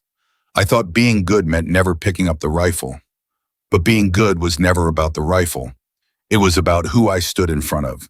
It was about who I was willing to bleed for. And that part of me, Dad, that part is stronger than it's ever been. The war couldn't take it. It tried its hardest, and it couldn't. She pressed the photograph to her chest over the bandages, over the wounds, over the stubborn beating heart that had refused to stop. They offered me something, she whispered. A way to be both. A medic who can fight her way to the people who need saving. And I'm scared, Dad, because it means walking back into the fire on purpose. It means not just accepting who I turned out to be, but choosing it, running toward it. And I don't know if I'm brave enough. She closed her eyes. But then I think about that boy. And I think if I say no, if I walk away, then the next kid in the next hole, the one who needs someone to come, might not have anyone. And I can't live with that. I've never been able to live with that. It's the whole reason you were afraid I'd change out here. Because you knew I was never going to be able to walk away from someone who was hurting. Not you. Not me. Not ever. She opened her eyes. So I think I know my answer, she said softly. And I think wherever you are, you already knew it too. Because you raised me to be exactly the person who says yes. In the morning when the officer returned, Emily Carter gave him her answer. She said yes. The recovery that followed was the hardest thing she had ever done, and she had already survived a building falling on her head, so that was saying something. The doctors had warned her that the leg alone would be a fight, that some people with injuries like hers never walked without a cane again, that she should set her expectations accordingly. Emily listened politely to every word of it, and then she went to physical therapy and set about proving them wrong the same way she did everything, one stubborn inch at a time, refusing to stop. Mason Reed came to watch her work more times than his schedule should have allowed. He would stand at the edge of the therapy room, arms crossed, and watch this small woman grip the parallel bars and drag a leg the doctors had nearly amputated across the floor, her face gray with effort and slick with sweat. And he would say things like, "You're favoring the left." And she would snap back, "You want to come do it, Chief." And he would grin because the fire was back in her, the fire that had held a door in the dark, and it was good to see it burning in the light.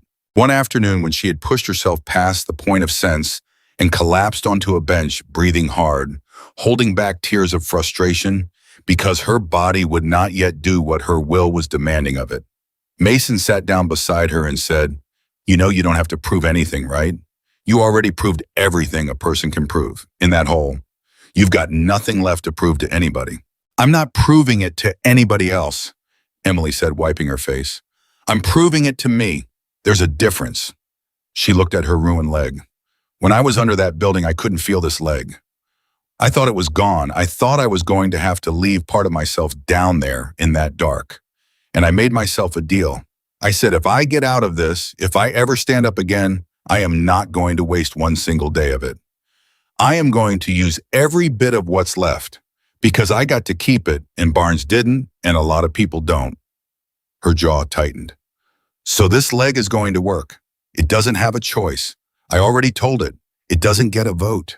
Mason laughed, a real laugh, the kind that came up from somewhere deep. "I believe you," he said. "God help that leg. I actually believe you." And the leg in the end did not get a vote. It took months. There were setbacks, days she went backward instead of forward at nights.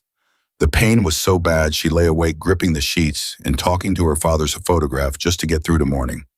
But the day came when she walked across the therapy room without the bars. And then the day came when she walked without a limp. And then on a bright cold morning that she would remember for the rest of her life, the day came when she actually ran one lap around the track, and then another, her heart pounding and her ruined leg holding beneath her.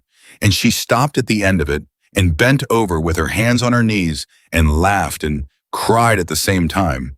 Because she had done it, she had taken everything the war tried to break, and she had put it back together with her own two hands. Mason Reed was there for that too. He had made sure to be. "How's that leg's vote coming?" he called across the track. "Unanimous," she called back, breathless, grinning. It came around. But the recovery of the body, it turned out, was the easy part. Because there was another kind of healing that no physical therapist could help her with, and it came for her at night in the dark when the memories returned. Sometimes she was back in the hole, under the weight, unable to breathe. Sometimes she heard the footsteps above her, the voices that were not speaking English. Sometimes she heard Diaz's voice going quiet and could not reach him no matter how she clawed through the dark. She woke from those dreams with her heart slamming and her hands shaking, reaching for a rifle that was not there. And it terrified her because she had spent her whole life being the calm one, the steady one, the one whose hands did not shake, and now here she was coming apart in the dark, like the men she had spent years putting back together. She almost didn't tell anyone. That was the reflex, the old reflex to carry it alone, to be the one who healed and never the one who needed healing. But one night it got bad enough that she called the only person she could think of, and Mason Reed answered on the second ring, and when he heard her voice, he did not ask what was wrong. He just said, "I'm coming." He found her sitting on the floor of her room with her back against the bed shaking, and he sat down on the floor beside her, this big man, folding himself down onto the ground next to a woman half his size, and he did not try to fix it. He just said, "Yeah, it gets you at night. It always gets you at night." "I can't make it stop," she whispered. "I keep going back there. I keep hearing them. And I hate it, Mason. I hate that I put people back together my whole career. I know exactly what this is. I could diagnose it in 10 seconds if it were anybody else, and I can't stop it happening to me." "That's the cruelest part of this work," Mason said quietly. "The people who are best at carrying everyone else are the worst at letting anybody carry them. You've spent your whole life being the one who comes. Nobody ever taught you how to be the one who gets come for." He was quiet a moment. "So let me teach you. Right now. You don't have to carry this one alone. That's the whole lesson. That's it. You held the door for Diaz. Now somebody's going to hold it for you. Me. Tonight it's me. You just sit here and shake, and I'm going to sit right here next to you, and neither one of us is going anywhere. And that's allowed. You're allowed to need that, even you. And Emily Carter, who had never in her life let anyone see her fall apart, sat on the floor of a dark room and let a man she had known for a handful of months hold the door for her, and it was, she would later say, one of the bravest things she ever did. Harder than the rifle, harder than the leg, because it meant admitting that the one who comes sometimes needs someone to come for her too. She healed from that in time. Not all at once and not completely, because some things you carry forever. But she learned to carry it, and she learned she did not have to carry it alone, and slowly the nights got quieter, and the dreams came less often, and the woman who had gone into that hole believing she was only strong when she needed, no one learned the last thing the war had to teach her. That letting yourself be saved is its own kind of courage, maybe the hardest kind there is. Somewhere in the middle of all of it, without either of them ever quite naming the day it happened, Mason Reed and Emily Carter had become something more than the man who found the pulse and the woman whose pulse he found. They had become each other's people. He came to know about the driveway in Ohio and the father and the promise. She came to know about the boxes he had carried home over 15 years, the faces that got him at night the same way hers got her. They did not talk about it in big dramatic words. They just showed up for each other day after day, the way people do when they have learned the hard way that showing up is the whole thing. The only thing, the thing that saves lives on a battlefield and off it. And then one afternoon near the end of her recovery, a nurse came into her room and said there was someone there to see her. Not Mason, not Diaz, someone else. And when Emily asked who, the nurse hesitated and said, "He says he's your father. He flew in from Ohio. He's been traveling for 2 days." Emily Carter stopped breathing. She had not seen her father since that driveway. She had written to him and called when she could, but she had not laid eyes on him since the day he raised his hand and could not quite manage to smile. And now he was here, having crossed an ocean and half a world, and she did not know if she could bear to look at him, because the last thing she had said to him was a promise, and she had broken it, and she did not know how to stand in front of the man she had broken it to. "Send him in," she said, her voice shaking. And a moment later, the door opened, and there he was, older than she remembered, grayer, his face worn down with 2 years of worry. And he stood in the doorway and looked at his daughter, alive, sitting up whole, and his face crumpled completely. "Emily," he said, and his voice broke on her name. "Dad," she said, "Dad, I have to tell you something. I have to tell you before you say anything else, because I've been carrying it, and I can't." The words tumbled out of her, everything at once. "I broke my promise. The one you told me not to make. There was a boat and men came to kill them, and I had a rifle, and I took lives, Dad. I did the thing I swore I'd never do. I became the thing you were afraid of. I came home different, just like you said, and I'm so sorry, I'm so—" "Stop," her father said. He crossed the room. He was crying now, openly, unashamed, and he came to the edge of her bed, and he took her face in both his weathered hands, the same hands that had waved goodbye, and he looked into her eyes. "You listen to me," he said. "You listen to your old man. I have read every word they sent me about what you did in that building. Every word. I read about the boy you shielded with your own body. I read about the wounds on your back. I read the letter that Private wrote, the one where he says you turned around so the bullets would hit you instead of him." His voice shook. "And do you know what I thought? Do you know what I thought when I read that?" Emily could not speak. "I thought, there she is. There's my girl. That's exactly who I raised. And I was wrong, Emily. I was wrong when I told you not to make that promise. I was wrong to be afraid you'd change. Because you didn't change. You are more yourself than you have ever been in your entire life. The promise was never the point. I thought it was, but it wasn't. The point was always the girl underneath the promise. The one who cannot walk past a hurting person. And that girl didn't die in that hole. She got bigger. She got braver. She became exactly the woman I always hoped she'd be, and was too scared to admit I wanted her to be." He pressed his forehead to hers. "You didn't break your promise, baby. You kept the only promise that ever mattered. You came when you were needed. You always come. I'm not afraid of who you became. I have never in my life been more proud of anyone than I am of you right now." And Emily Carter, who had carried the weight of that broken promise down into a fallen building and all the way back out again, finally set it down in her father's arms in a hospital room, half a world from the driveway where it had all begun. Her father stayed a week, And on the last day before he flew back to Ohio, he took her hand and said, "The next time you go out there, I'm not going to be afraid. I'm going to be proud.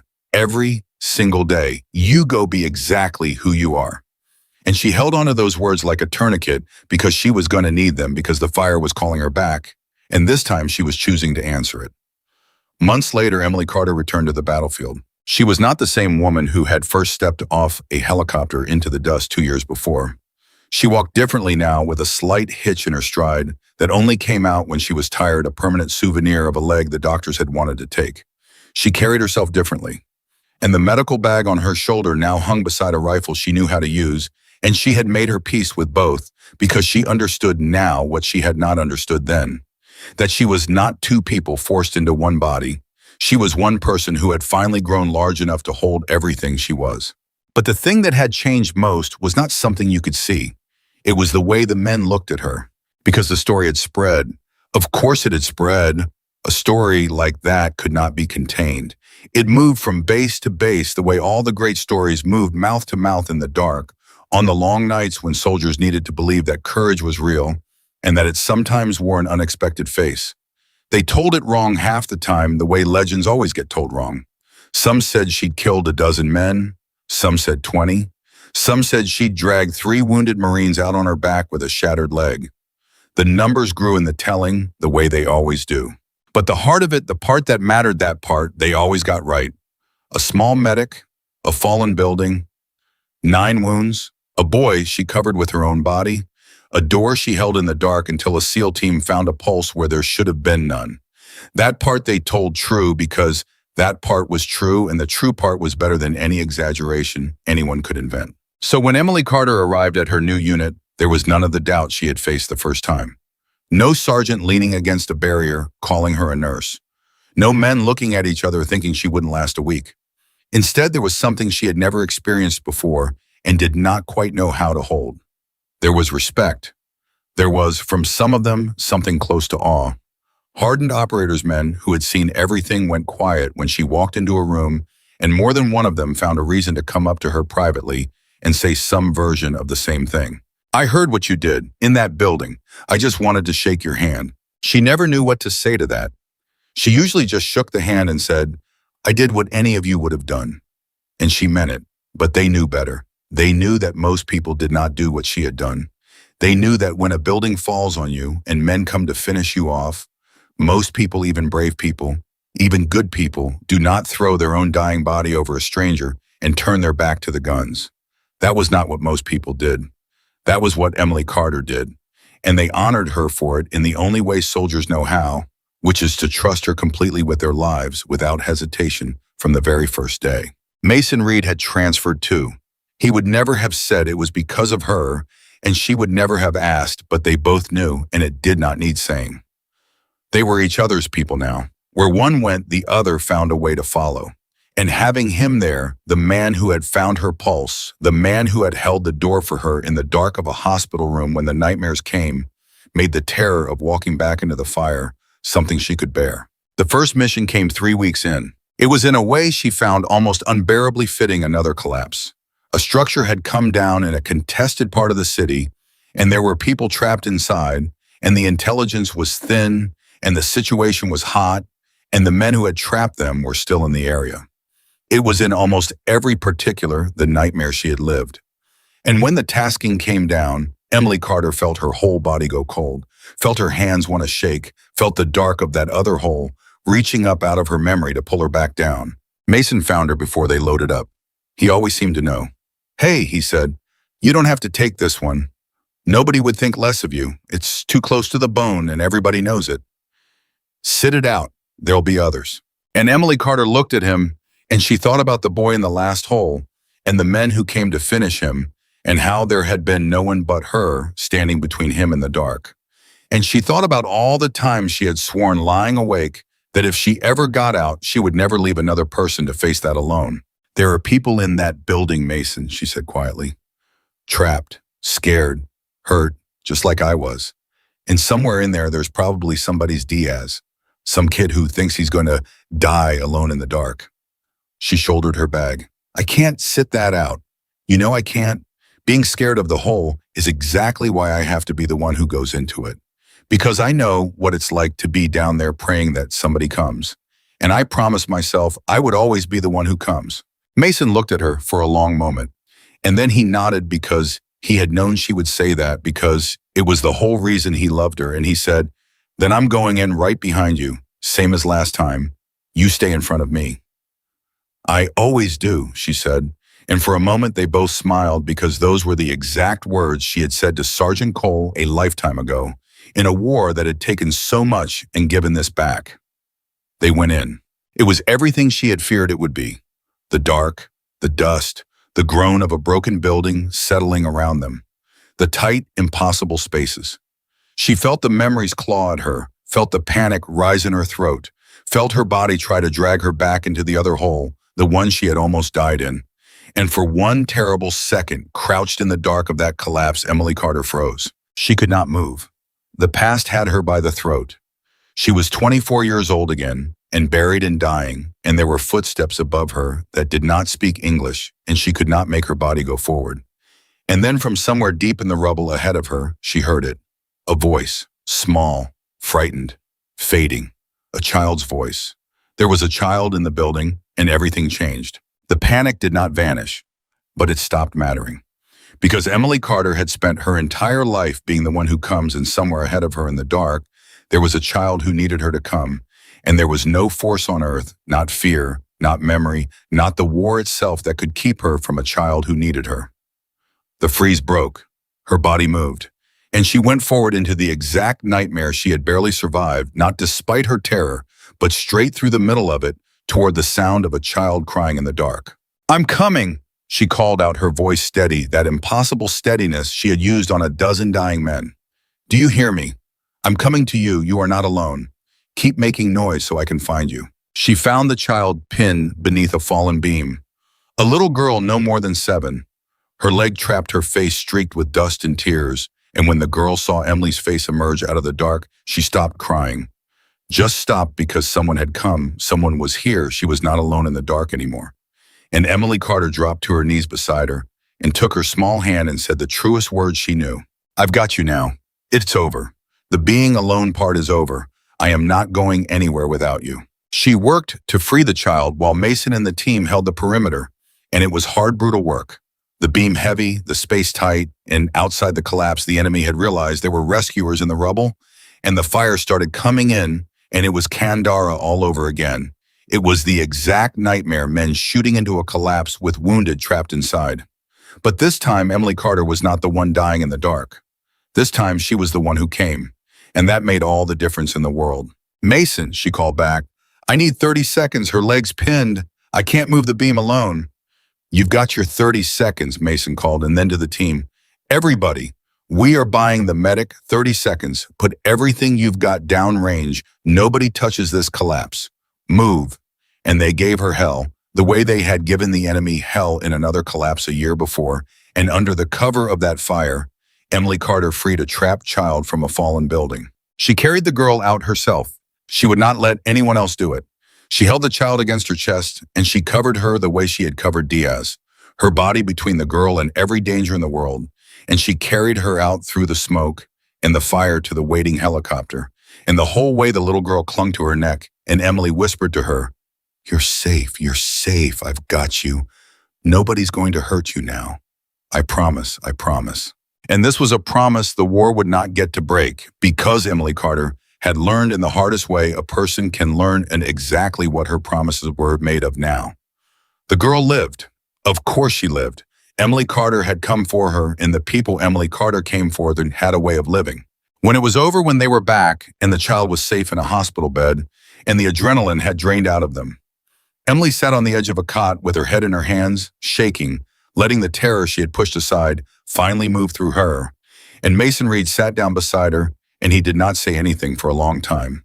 He just let her shake. He held the door.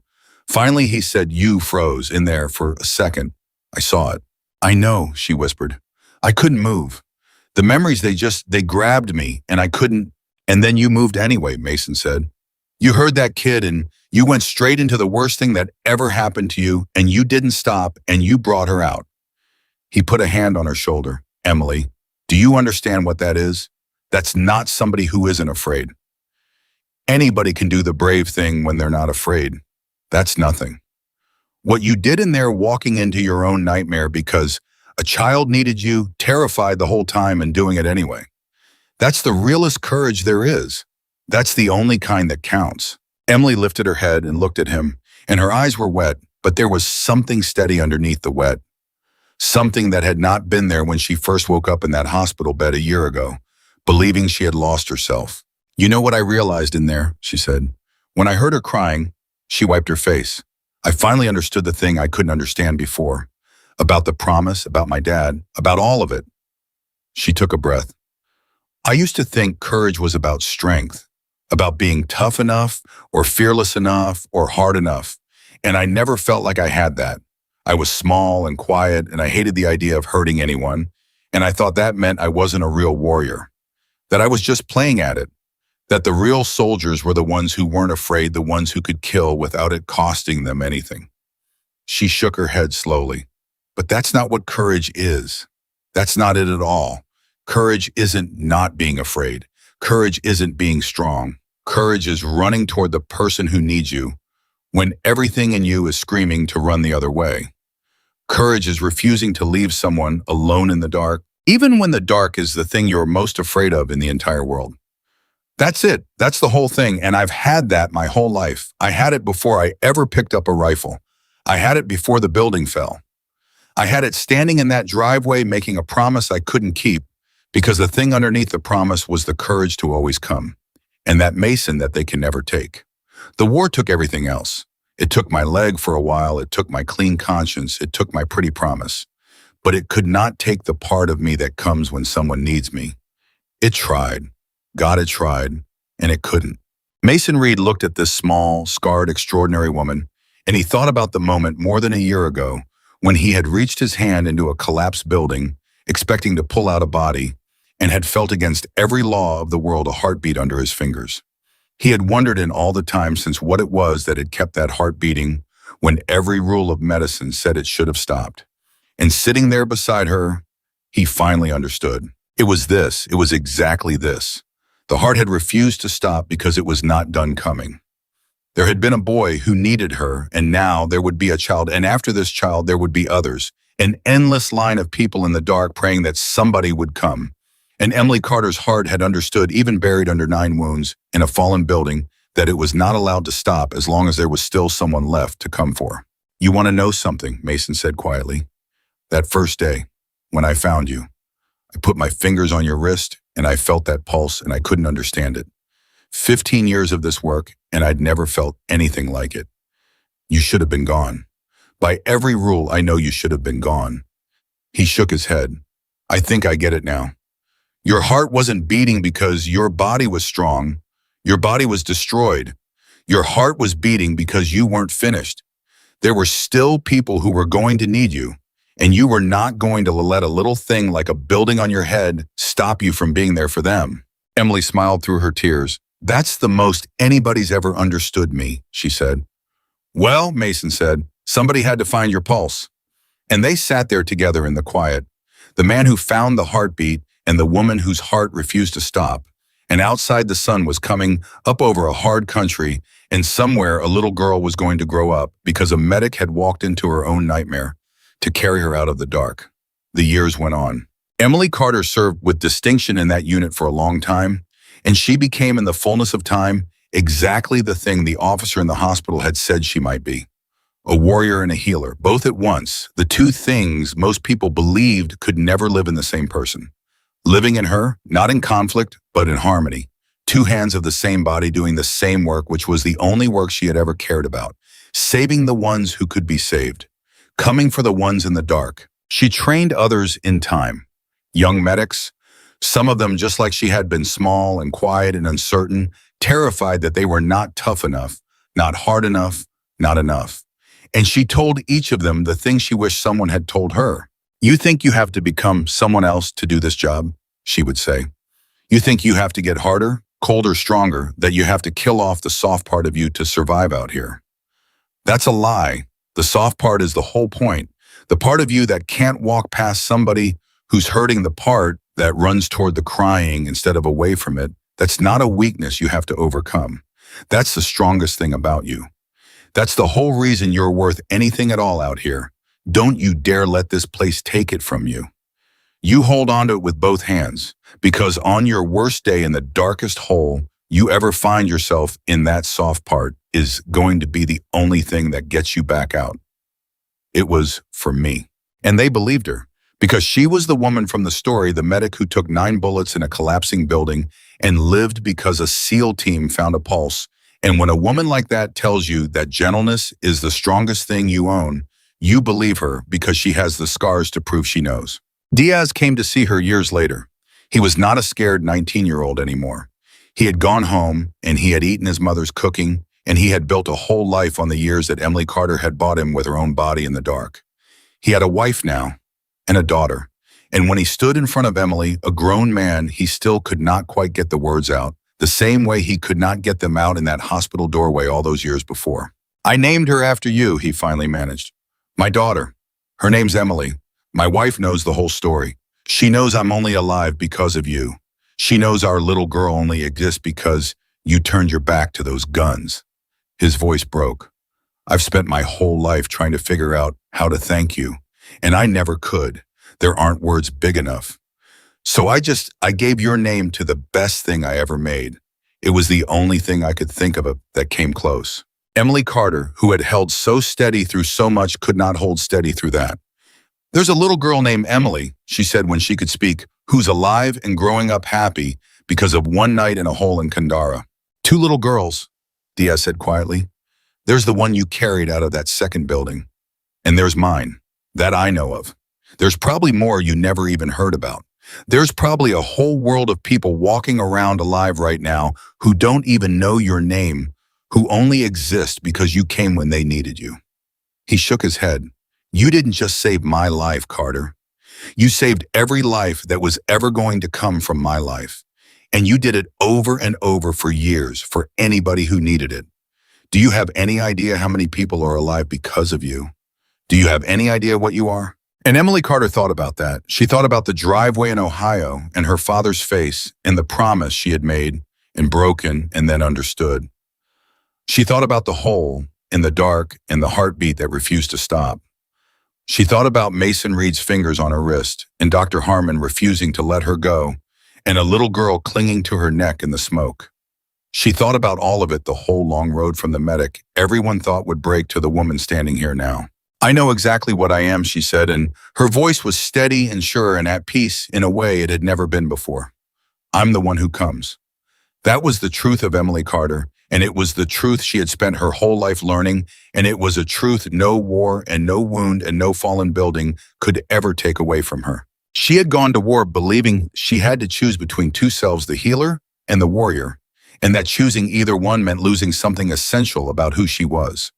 She had spent her whole deployment terrified of the moment she would have to pick up a weapon, believing it would destroy her. And when that moment came, in the worst dark she had ever known, she had made her choice and she had believed for a while that she had lost herself in the making of it. But she had been wrong. They had all been wrong. Her father standing in the driveway afraid she would come home a different person. The Marines watching her step off that first helicopter, sure she would break. The enemy commander laughing as he brought the building down, certain he had buried a healer in the dust.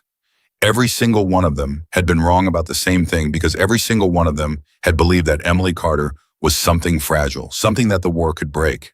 But she was not fragile. She was the least fragile thing on that whole battlefield, because the thing that made her who she was did not live in her body, which the war had broken, or in her promise, which the war had shattered, or in her clean conscience, which the war had taken. It lived in a place deeper than all of that, a place the war could reach but could never touch, the part of her that would always, always run toward the people who needed her, into any dark, through any fear, past any wound, no matter the cost to herself. That was the woman a SEAL team found under a collapsed building, more dead than alive, with 9 wounds and a pulse that made no sense. That was the woman who woke up believing she had lost herself and slowly, painfully learned that she had actually found herself in the darkest place a person can be found. That was the woman who walked back into her own nightmare to carry a crying child out of the dark. And that was the woman whose name a grateful father gave to his daughter, so that the world would carry a little piece of her forward long after the war was over and the scars had faded and the stories had all been told. Emily Carter did not lose herself in the war. She discovered exactly who she had always been, and the strongest warrior on that entire battlefield, the one the soldiers spoke of in the dark for years afterward, the one who proved that courage does not always look like strength, was never the one who was fearless, and was never the one who was hardest, and was never the one who wanted to fight at all.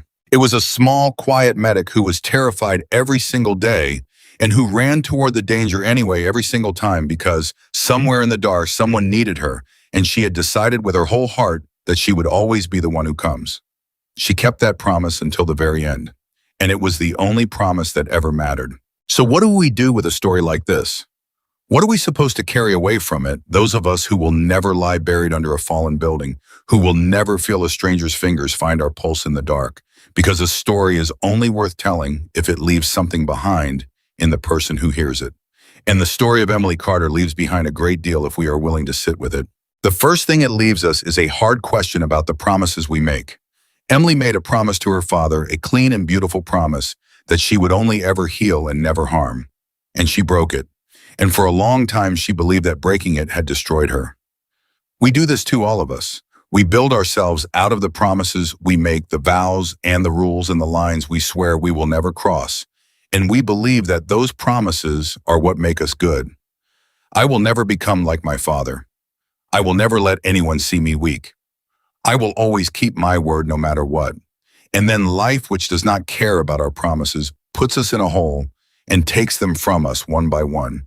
And we lie there in the dark believing we have lost ourselves because we have confused the promise with the person underneath it. But Emily's father was wise in the end, wiser than his own fear. He understood something that took his daughter nearly dying to learn. The promise was never the point. The line she drew was never what made her good. What made her good was the thing underneath the line, the part of her that could not walk past a hurting person, the part that would run into any dark for anyone who needed her. That part did not break when the promise broke. That part cannot break because it is not made of rules. It is made of love. And love does not shatter when it is tested. It only grows larger than any line we could ever draw around it. How many of us are lying in our own holes right now, believing we have lost ourselves because we broke a promise we should never have made so rigidly in the first place? How many of us have confused the rules we set for our lives with the reason those lives are worth living? The lesson of Emily Carter is that you are not your promises. You are not your rules. You are the thing underneath them. And that thing, if it is good, if it is made of love and courage and the refusal to abandon others, cannot be taken from you by any circumstance the world can devise. It can only be revealed in the dark when everything else has been stripped away. The second thing this story leaves us is a truth about courage that every generation has to learn over again because every generation forgets it. We live in a world that worships strength. We are taught from the time we are small that the brave are the ones who are not afraid, that the strong are the ones who feel no fear, that courage means charging forward without a tremor in your hand. And so we look at our own fear, our own trembling, our own small, quiet, uncertain hearts, and we conclude that we are cowards, that we are not made of the right stuff, that the heroes are other people, harder people, people who do not feel what we feel. This is one of the oldest lies there is in Emily Carter's life is its refutation. She was afraid every single day. She was small and quiet, and she hated the thought of hurting anyone. She froze in that second building, gripped by the memory of her own near death. And she was without any question the bravest person on that entire battlefield. Because real courage was never the absence of fear. The people who feel no fear are not brave. They are simply not paying attention. Real courage is feeling the fear all the way down to your bones, feeling every reason to run and running toward the danger anyway. Because someone needs you and you have decided that their need matters more than your terror. This is a truth as old as human beings, and it is written into the best of our history if we know how to read it. Every real hero the human race has ever produced was afraid. The soldiers who went ashore under fire were afraid. The people who hid their neighbors from those who would murder them were afraid. The ones who marched, who spoke, who stood in front of the tanks and the men with guns, they were all afraid. but they did it anyway. That is the entire definition of courage, and it always has been, and the world keeps forgetting it because the world keeps wanting to believe that heroism belongs to some special breed of fearless people, when the truth is far more demanding and far more hopeful. Heroism is available to the frightened. It is available to the small and the quiet and the uncertain. It is available to you. The only price of admission is that you feel the fear and you go anyway. The third thing this story leaves us is perhaps the hardest, and it is about the people we underestimate. Look at how many people were wrong about Emily Carter. The sergeant who called her a nurse. The Marines who bet she would not last a week. Her own father who feared she would break. The enemy commander who was so certain he had buried a healer that he laughed as the building came down. Every one of them looked at a small, gentle, quiet woman and saw something fragile, something that the hard world would surely destroy. And every one of them was wrong. How many times has this story played out across all of human history? How many times has the world looked at the small one, the quiet one, the gentle one, the one who did not fit the picture of what strength was supposed to look like, and dismissed them, underestimated them, written them off only to discover that the fragile-looking person was made of something the world could not break? The history of human courage is over and over again the history of the underestimated. It is the story of the ones nobody expected, the shepherd boy against the giant, the seamstress who would not give up her seat, the teenager who kept a diary in an attic and whose words outlived every army that hunted her. Again and again, when the darkest hour comes, it is not the ones we expected who rise to meet it. It is the quiet ones, the gentle ones, the ones we looked at and thought surely not them. There is a warning in this and a promise. The warning is for all of us who are quick to judge a person's worth by their size, their volume, their hardness, their resemblance to our idea of what a strong person looks like. We are wrong more often than we know. The person you are underestimating right now, the quiet one in the corner, the gentle one you assume could never handle the hard thing, may be made of exactly the stuff that holds the world together when it starts to fall apart. History is littered with the mistakes of people who were certain they knew who was strong and who was weak and who lived long enough to be proven wrong. And the promise is for everyone who has ever been the underestimated one. Everyone who has ever been told in words or in glances that they were too small, too quiet, too gentle for this hard world. The promise is that the world is wrong about you the same way it was wrong about Emily Carter. The thing that makes you gentle is not the same thing as weakness. Very often it is the opposite. It takes a strong heart to stay soft in a hard world. It takes tremendous strength to keep running toward the hurting when everything around you is teaching you to protect yourself and look away. The gentle are not the weak. Very often when the building falls, the gentle are the last ones standing because they were never holding themselves up in the first place. They were holding up everyone else, and that kind of strength does not break. And there is a fourth thing, the deepest thing, and it is about what it means to be the one who comes. Because in the end, that was the whole of Emily Carter, distilled down to a single phrase she spoke to a dying boy in the dark. I'm the one who comes. That was her answer to the question of who she was. Not the medic, not the soldier, not the survivor, not the legend, the one who comes. Think about what a world would be if it were full of such people. Think about how much of human suffering is not the suffering of pain itself, but the suffering of facing pain alone. The boy in the hole was dying, and yes, but the thing that broke him, the thing that nearly made him give up, was the belief that he was alone in the dark, that no one was coming. And the thing that saved him before Emily ever touched a single wound was simply this. Someone came. Someone was there. The being alone part was over. That more than any tourniquet was the medicine that kept his heart beating until help arrived. We cannot all run into collapsing buildings. Most of us will never face the kind of dark that Emily Carter faced. But every single one of us, every day, is surrounded by people in their own holes. People facing their own darkness alone. People who are not dying of any wound, but are dying a little of the loneliness of their struggle. The grieving neighbor, the frightened friend, the stranger at the end of their rope. And every single one of us has the power to be in that moment, the one who comes, to show up, to sit down in the dark beside someone and say without any grand gesture, without any heroics, the simplest and most powerful words one human being can offer another. You are not alone. I'm here. I'm not going anywhere. This is the standard that Emily Carter's life holds up to all of us. And it is the standard by which in the quiet accounting of history, human beings have always been measured. Not by how strong they were, not by how fearless, not by how many battles they won or how many enemies they overcame, but by this one question asked at the end of every life. When people were in the dark and they were afraid and they needed someone to come, were you the one who came? Emily Carter was. Again and again at the cost of 9 wounds and a shattered leg and a promise she had to break to keep the deeper promise underneath it, she was the one who came. And the world is measurably, countably better for it. There are people alive today because of her. There are children who exist because she chose in the worst dark of her life to turn her back to the guns.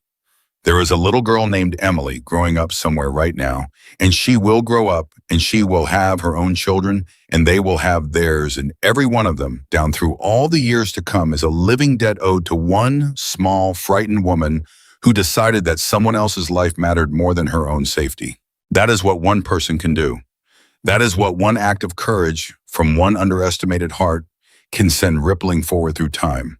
We will never know the full reach of it. Emily Carter herself never knew. There are almost certainly people walking the earth right now who owe their entire existence to her and have no idea her name, no idea that a chain of causes running back through their parents or grandparents leads to a hole in Kandara in a medic who would not leave a boy to die alone. And so the story ends where all the truest stories end, not in triumph, not in glory, but in the quiet and eternal truth that a single human being, however small, however frightened, however overlooked, can choose to be the one who comes, and in that choosing can bend the whole course of the future toward the light. That is the standard. That is the measure. That is the whole of it. Be the one who comes. Whatever the dark, whatever the calm, whatever the fear, be the one who runs toward the crying instead of away from it.